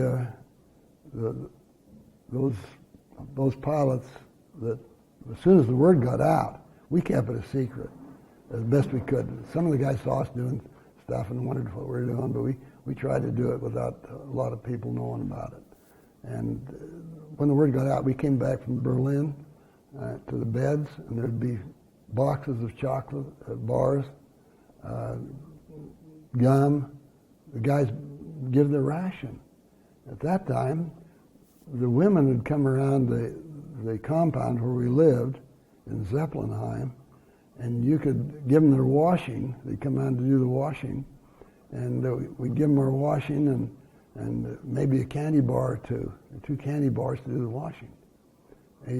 With 3 weeks of ration, you could buy a used good camera on the German black market in Berlin with that much. On the black market, there's black market stuff going on. So with that kind of operation, these guys were giving it to us, and everybody was giving it to us. The Weekly Reader in the States started saying it, so it went crazy. No, it was boy, let's get on let's help this thing. We're running out of tape here, so do we have another tape? Yes, we do. Well, how after the initial drop of candy, which was on the 19th, I think it was, about the 18th and 19th yeah. of July. How long was your career as a candy bomber? How many drops did you make, do you think? Well, I don't know how many drops I made individually. I know that my buddies started to drop and we got more supplies, and we figured that overall we must have dropped about 250,000 parachutes during the course of the blockade. We were able to drop. My buddies dropped after I left. They kept dropping and dropped until the end of September 1949. So it went on that long. I have with me, I wished I'd brought it today. In my room, I have a document from January 1949 from Chicopee, Massachusetts, that shows that they'd shipped me 18 tons of candy up to that time in January 1949. I've got that with me, but it's in the hotel room. I should have brought it. You could have filmed it. But it showed that much went through. What happened is that the American Confectioners Association, that represents all the candy makers in America, got a hold of me when I was in New York in September 1948 to pick up an airplane. General Tunner had me stay for a week in New York and appear on the early television program We the People and a number of radio talk shows and to inform people about what the airlift was like and in my operation. And the representative of the American Confectioners Association, Mr. Swersey, representing Mr. King, said, "How much of this stuff can you use?" And I gave him some ridiculous number, and later they sent 6,000 pounds of chocolate bars by boat and by rail through Bremerhaven down to Rhein-Main. I came back from Berlin one day, and an officer met me with a jeep and said, "Come with me." And what for? And he said, "I'll show you." And went over the railway spur on Rhein-Main, and there was a boxcar with an armed guard. And I said, "What's in the boxcar?" And he says, "Chocolate bars." And it was two shipments of one 3,000 pounds, one 3,500 pounds of chocolate bars. And we couldn't drop that much because we couldn't tie up the parachutes. We were too busy. And so we decided to have a Christmas party in Berlin with that. And we got that about the middle of December 1948, those shipments. And we unloaded and put it in the, supply building where there was somebody there all the time to guard it, because boy, that was enough chocolate to buy King Ludwig's castle on the black market, or to buy some incredible value. And so we had it there, and then my buddies in my squadron would take 100 pounds at a time, a 100-pound box at a time on the airplane, and overload the airplane that much. And that's not much, but it's some. And we'd ask when we get to Berlin, we'd call the tower and tell them it's a Little Vittles flight. And that was code word, so that my operation was Little Vittles. And they'd have an armed guard come and pick it up. And I found a jailhouse that was only half full, and they let me use part of the jailhouse to put these in. And we accumulated all of it before Christmas. And on the 24th of December, 1948, the German Youth Association in Berlin, the youth of West Berlin, and the military teamed up and had Christmas parties for the kids all over West Berlin for that amount. But from then on, I said we can't handle it this way. If we had it ready to drop, then we could drop it all over the city as we came in. And so they said, okay, I don't know how they found it, but Elms Junior College, just like the tree, Elms Junior College in Chicopee, Massachusetts, and Miss O'Connor said, we'll handle that project for him. Just send all the candy to us, and we'll tie up the parachutes, put it in boxes, ready to drop, and ship it. And so they had in Chicopee, Mass, they had a fire station, an old fire station that they got a new one, so the city gave it to them. They had a big sign up front, Operation Little Vittles. And 22 schools would alternate tying up parachutes. And sailboat companies donated old sailcloth. They'd have cut it up, parachutes about this square, little about the size of a man's handkerchief, a little bigger. And the twine companies gave them all the twine.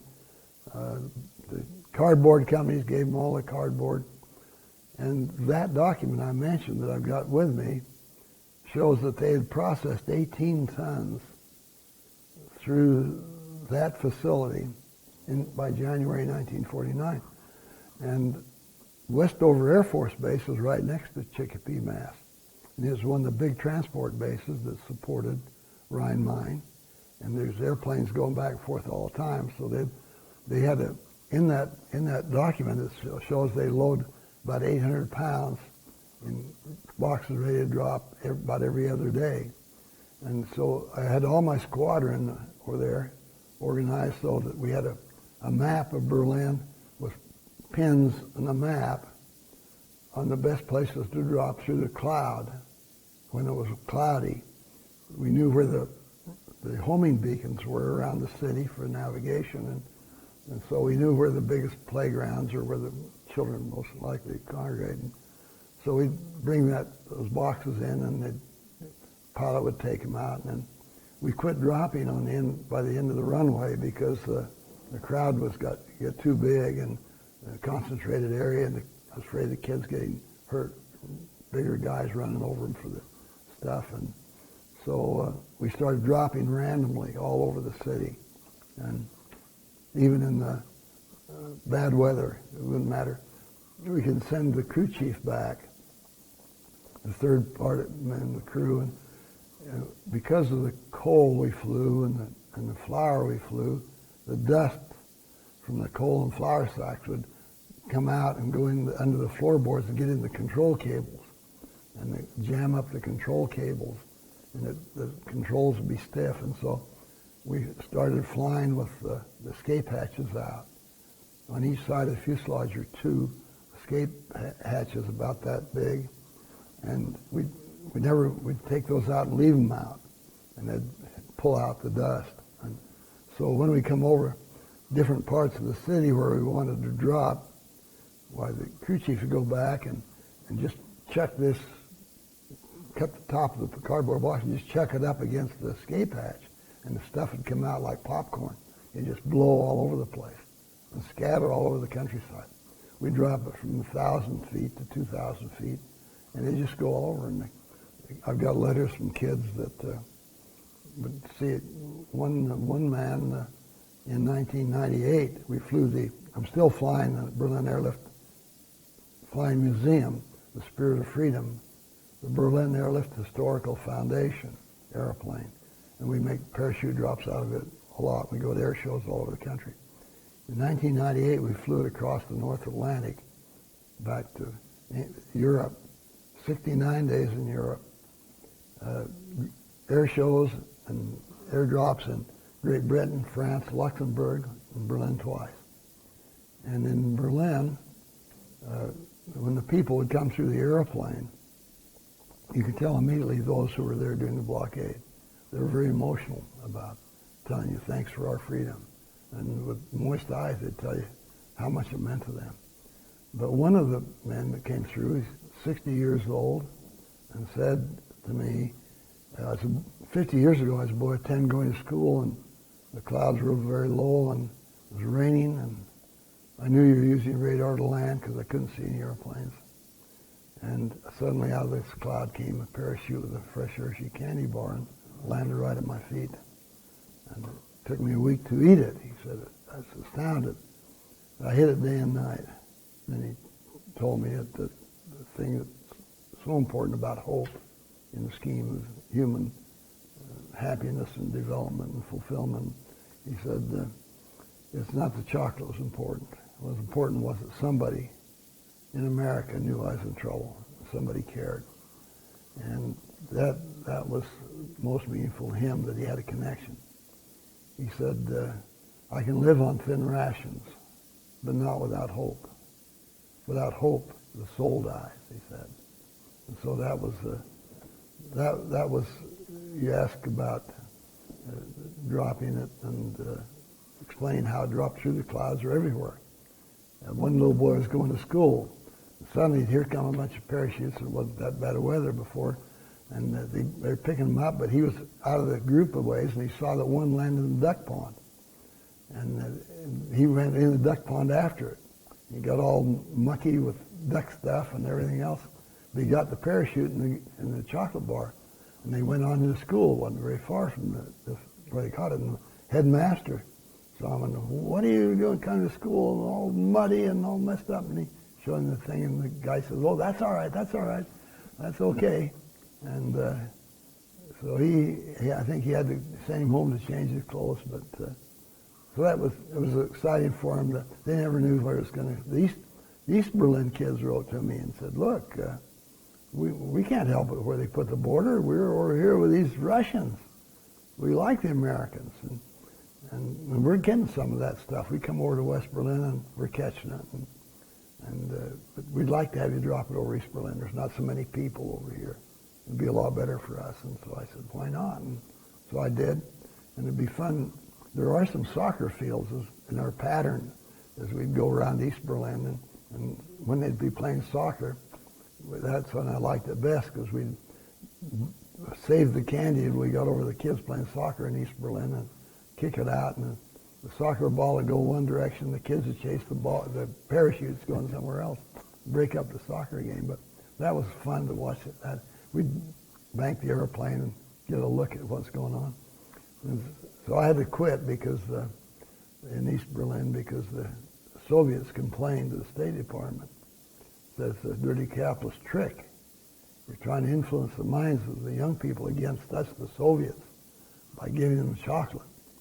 And he said it was a CIA operation. This government operation has got to stop. Well, it was never a government operation.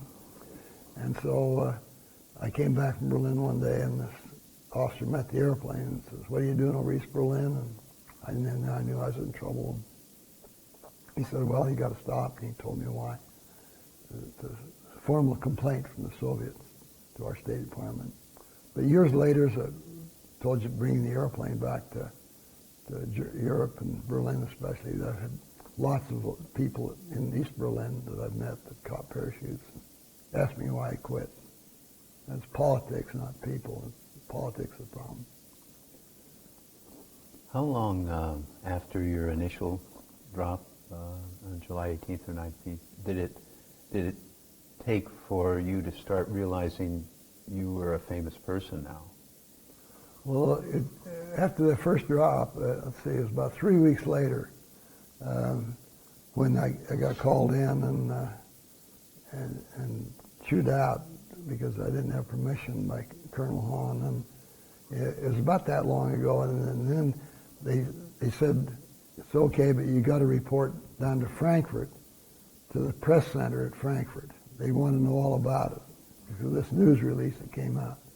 So it was then I knew that, boy, somebody really thought this was a crazy idea. So I went in, and all the news agencies, of course, were covering the Berlin airlift. So they were all there in this big press center in Frankfurt. And I was pretty humble. The first lieutenant guy, and had a chauffeur and a driver, and took me into Frankfurt in a hurry, and all these guys waiting for me. Wow, what have I caused? What happened? Then I knew, and from then on I was crazy. Everybody was talking about it. Now, I would think for a young man in that position, it would have been very easy for you to lose your head in some way. And what kept you sane and sound through that? When I remembered how I was raised, that I used to, when I got through helping Dad, would help the neighbor, and he might not have any money to pay you. So I'd get a shotgun or something for working for hours, or wouldn't get anything sometimes. But to know to help somebody else and know that they'd help you if you're in trouble. And that growing up, that I didn't have inside plumbing in the house and no toilet in the house until I got in high school. In the wintertime when it snowed, I had to put them overshoes on to go to the bathroom. So I had pretty humble beginnings, and I didn't think I did anything special. I just gave kids 2 sticks of gum. And I just keep thinking, it's just 2 sticks of gum. That's all it is. And the important thing was, not me, because I didn't do it. The only reason it happened is because the kids, 8 to 14 years old, that were grateful, that showed the most powerful kind of gratitude you can have is silently. When you discover somebody has done something because they were so grateful to you and you didn't even know about it, that's more powerful than somebody saying, "Well, thank you. Thank you for what you did to me." Those kids didn't ask for anything, and so they were so thankful. And that anything that I gained then or since, the 2 pure-blood Arabian horses they gave me in 1995 for 2 sticks of gum in 1948, or for being assigned as the commander of Tempelhof, all the Air Force in Berlin. for 4 years for 2 sticks of gum. It wasn't me that did it. It was kids that get all the credit. If one child had said, "Give me," they wouldn't. All they got would have got 2 sticks of gum. No more. It never happened because of them. So that's when the credit I always reflect it back to them, not to me, the receivers that were responsible for that.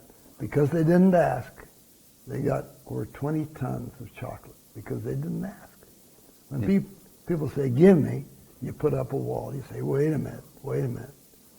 And if somebody says, "What's in it for me if I do this?" then there are restrictions. That opportunity, if you start asking that, you're going to close off the odds. And that's what it was, the kids. So when these fantastic things happen to me, then I think it's the kids. It goes back to 2 sticks of gum, and that's that simple. And whatever's made of it, somebody else. It's not my doing. I didn't.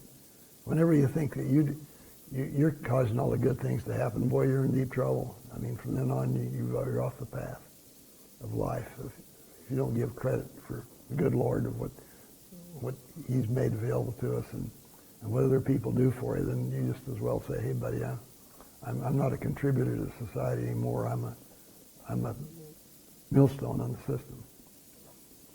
Did you think about those kids essentially every day? Well, every time we tied it up, I could visualize what kid's going to get this. This comes out of the cloud. How's that kid going to act? Just couldn't wait to do it again. Yeah.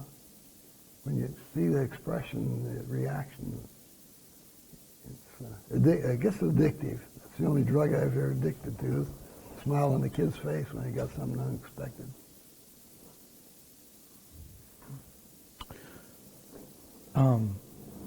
I don't think Ray asked this question earlier, but did you know any of the pilots or crewmen who were killed during the Berlin airlift? Did you know any personally? Well, I never flew with one that was killed, but I went into one of them that was killed in the crash later on, and we were so many different organizations that we didn't. Across the board, we didn't see each other very much. The crew we flew with, we changed co-pilots every once in a while, but had different crew members. But I didn't really know anybody intimately that was killed in those 31 that are any. Did you think much about the danger of what you were doing, or were you just focused on the mission and too busy to worry about it? Yeah, I didn't think about the danger except that time when I came head on. And I thought very quickly about the danger then.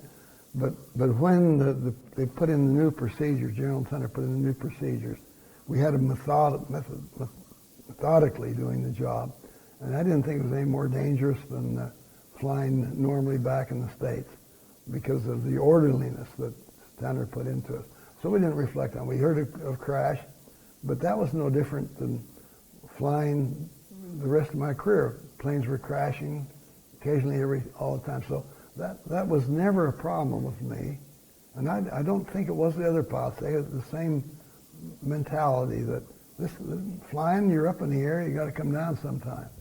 And so I didn't really dwell on that at all. As a matter of fact, the record shows that the safety of flight was greater on the airlift than it was at the Air Force at large, other than the airlift, because of these special control procedures that Thunder set up. So it was not a factor for me. And you were participating in the airlift for about 7 months. Is that correct? Yeah. And how did you feel? Do you remember when you learned that the Soviets had thrown in the towel and given up the land blockade of Berlin? Well, it was a little bit. I felt that same feeling a little later when the wall came down. Oh. Euphoria. I mean, it was just wonderful to see that we'd won the first battle of the Cold War without firing a shot. And that the people in Berlin now was opened up, and they could have whatever they could afford, however it could work out, and the free system was in effect again for the city, and the Stalin had been stopped. He certainly wanted West Germany, and now he was stopped West Berlin. He couldn't get past West Berlin. So we felt like, wow, we did a better job than we really understood that was what the result would be. So I was grateful for that. Ray, did you have another question?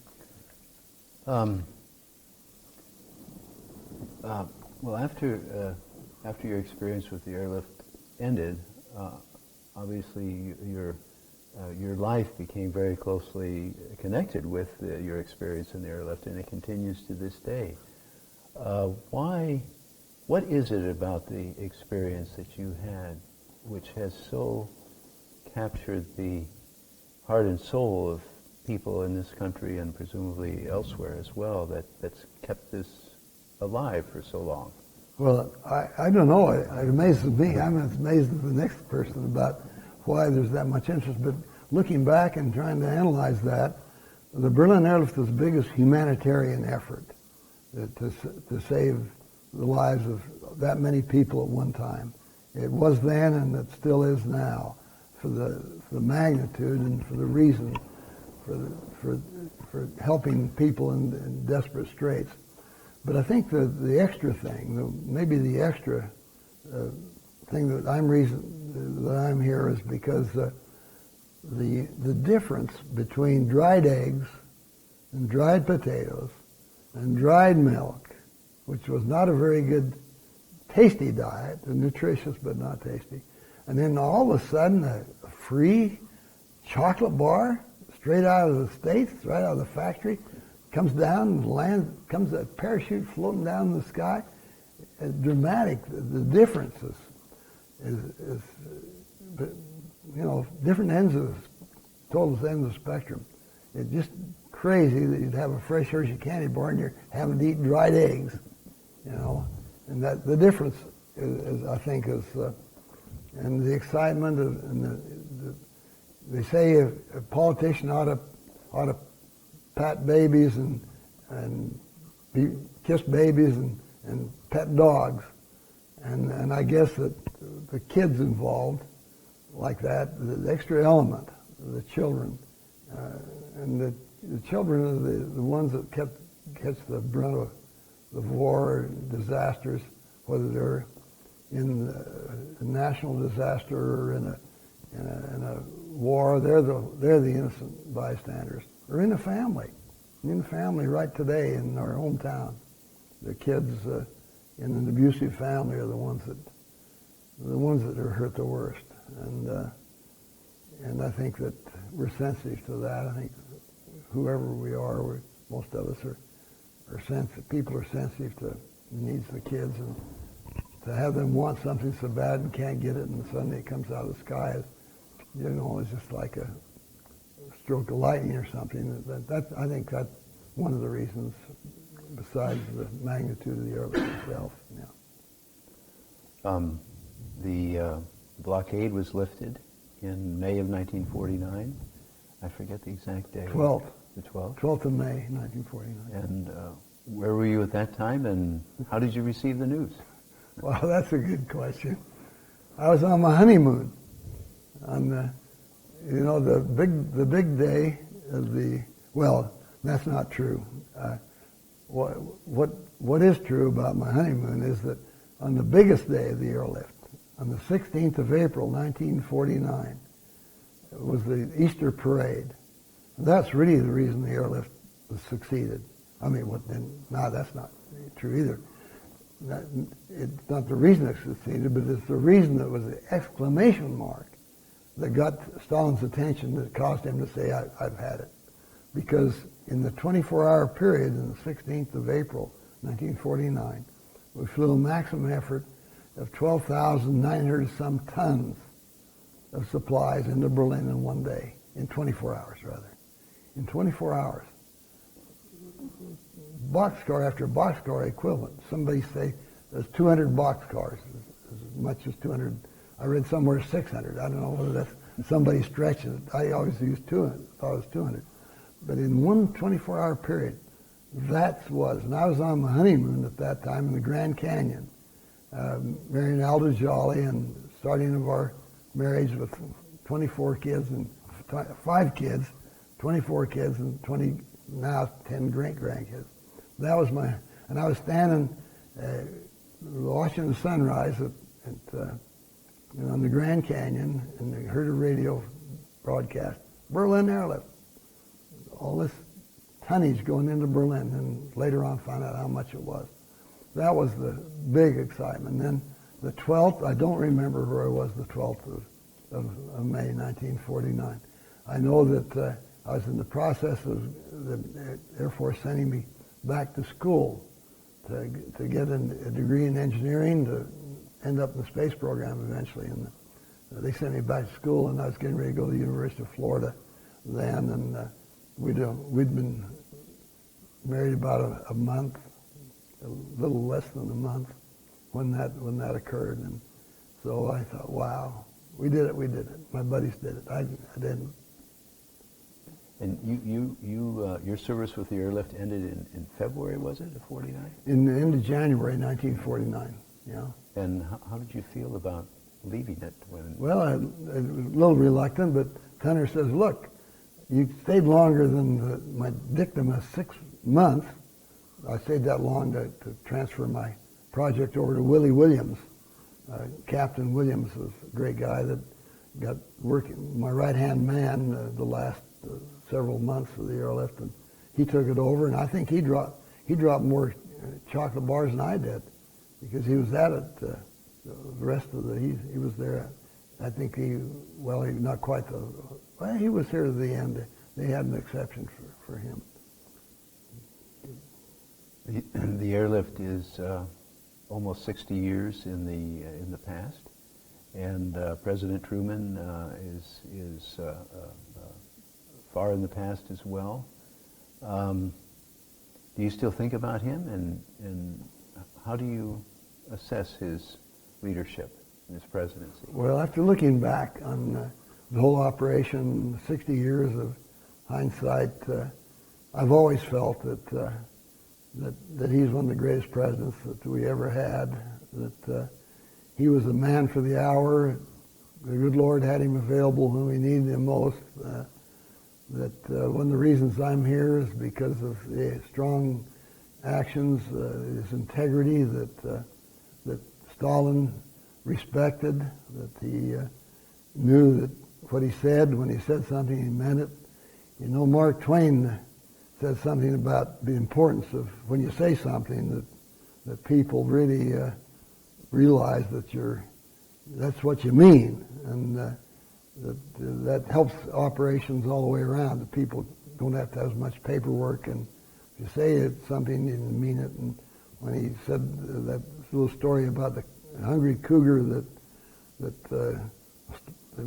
had a real appetite and found a young bull and killed it and gorged himself on it and felt so proud of his prowess and how well he felt, fully roared and roared and rolled over, and a nearby hunter heard him roar and shot him dead. And the moral of that story, Mark Twain said, is if you're full of bull, keep your mouth shut. And so that Truman to me was the opposite end of that spectrum. And so that's what I think about him, about his integrity, honesty, and his leadership in changing, seeing that those airplanes there were to back us up. And I give a lot of credit to him. And as a leader, not only in that single instant, but because of that quality, that was indicative throughout his time as President of the United States. And whatever he did, whether it was the local tax, the issue of taxes for the people, the country, or employment, or whatever the case, or civil rights, that even steady leadership was the thing that stands out in my mind about a great president. Colonel, are there any other things you'd like to ask of yourself, or comments you'd like to make before we and our interview? Well, I think the airlift was, to me, was a reinforcement of the things my church taught me all my life, and my family taught me. Basically, money is not the answer to happiness. The more you get, the more you want. And there's just no answer, an open-ended chase for the fountain of youth. That the only way to real fulfillment is serving others, service before self. And that's one of the Air Force core values, service before self. And that's what the Savior taught. This is life. If you want happiness, serve others.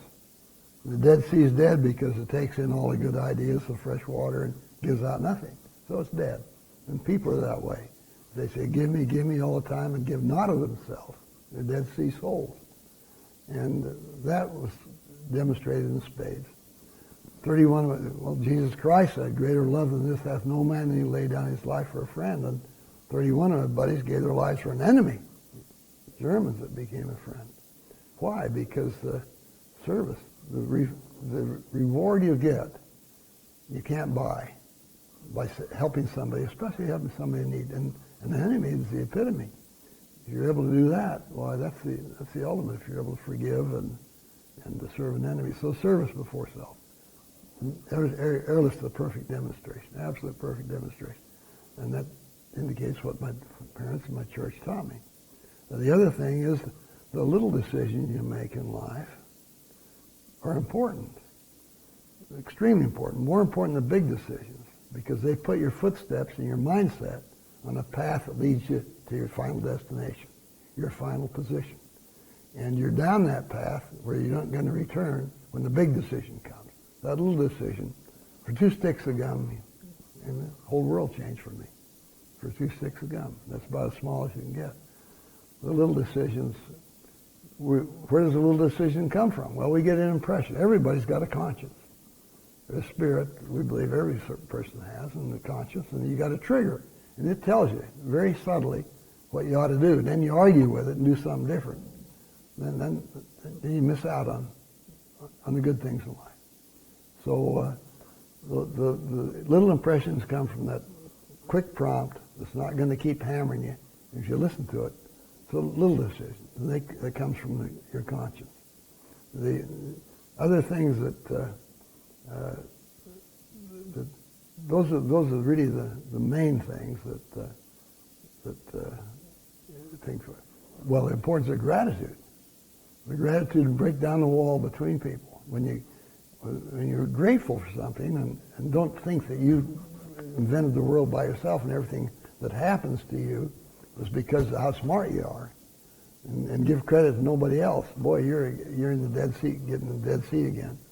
But gratitude by stopping and telling the lady mopping the floor in the office building on the way out that, boy, you're doing a good job and sure make this place look better. If you can see that, then she's grateful back, and that job is getting even better next time. So without gratitude, boy, the world would be a very dim place. The volunteer program, the world would come apart. They're outside themselves. The volunteers are a perfect example of that service before self, but gratitude. And the other thing, I guess, too, is attitude. You know, 90% of the things that happen to us, including the airlift, we can do something about. We can hate the enemy and be mad all the time, or we can get on with it and enough to get the reinforcement to find out that we're doing something worthwhile. But attitude determines success or failure. In the family, in the home, or in the nation, or the community. The attitude, how you approach things. 90% of the things, I think, that happen to us, we can determine how we feel. We have control of that one string on their violin, how we react. That's attitude. And 10% we can't. As we said, is God grant me the serenity to accept the things I can't change, that 10% that you can't change, and the courage to change the things I can, and the wisdom to tell the difference. So attitude is boy, it's about everything, about how you feel, how it goes. But attitude, gratitude, service before self, and integrity. Getting back to the present. So there are other qualities of characters, but those things, if we can look at them and integrate those, inculcate those kind of qualities in our lives, then and the airlift had all of them: attitude, gratitude, service before self, and integrity. All those things were factored in. If you can put them in your lives, you're going to have a happier life than if you don't have them in your life. And that's the airlift to me. Colonel Halverson, it's been a great pleasure and an honor to talk with you today, and thank you very much. Well, thank you for your great team at the Truman Library and the guys behind the camera. Show the camera around and show who's all on this team. Get the team on there, but you're doing great work, and congratulate you for the dedication you have. Thank you. Boy, it takes dedication with faith and belief that what you're doing is worthwhile. It's essential. Who was it? The guy's name starts with an S, the philosopher that says if you don't pay attention to what's happened, you're bound to repeat it. And if you don't pay attention to history, it's bound to repeat it. Santiago, okay. It started with an S. I got that part right. You know, I think possibly the comment about knowing what you can change and what you can't change, the wisdom to know the difference, maybe Kurt Vonnegut. Do you know that, Randy? I think that's, I've got his name written down in my notes somewhere. I remember it from reading 30 years ago. Okay, now have your buddy get you two on this tape, so we'll know no, for the record who's behind who's made it happen back there. We're grateful for you two guys. I'll tell you what, Reiner. Let's do this. Change seats. No, you just sit there. Oh, okay. Reiner, over here. Got the one wide angle. Hey, Here's hey, This guys. is Reiner Weber and Ed Autry with Colonel Gil Halverson. Grateful for these guys getting it on the record, so young people can look at this sometime. I'm extra special for me, this old Air Force guy. I'm formerly with the Armed Forces Radio and Television Service, and you know, it's He's been to Turkey and all over the country. Merhaba. Yeah, wow, listen to that. I'm really grateful for everything you did for Germany. Well, thank you very much. I need a copy of this. Yes, you do. Oh, we'll send you a copy. And I was particularly interested in what you said about the B-29s because in the reading that I had done, it's presented quite differently because the reason B-29s were sent was because they were the planes that carried atomic bombs. Yeah. And according to my reading the idea was to make the Russians think we were sending atomic bombs to Britain, which was impossible. That wasn't happening because none of those B-29s had their modifications. Yeah. And that's all I knew about that. But your story was about how the people involved in the airlift reacted. Yeah. It was really much different. It was very important to do that. It Oh, wasn't just yeah. a phony thing. Oh, that's right. Yeah. And I think Stalin probably knew they weren't modified to bomb, but anyway, they carried some pretty big bombs. and they were there, and they were a backup. Yeah. Okay.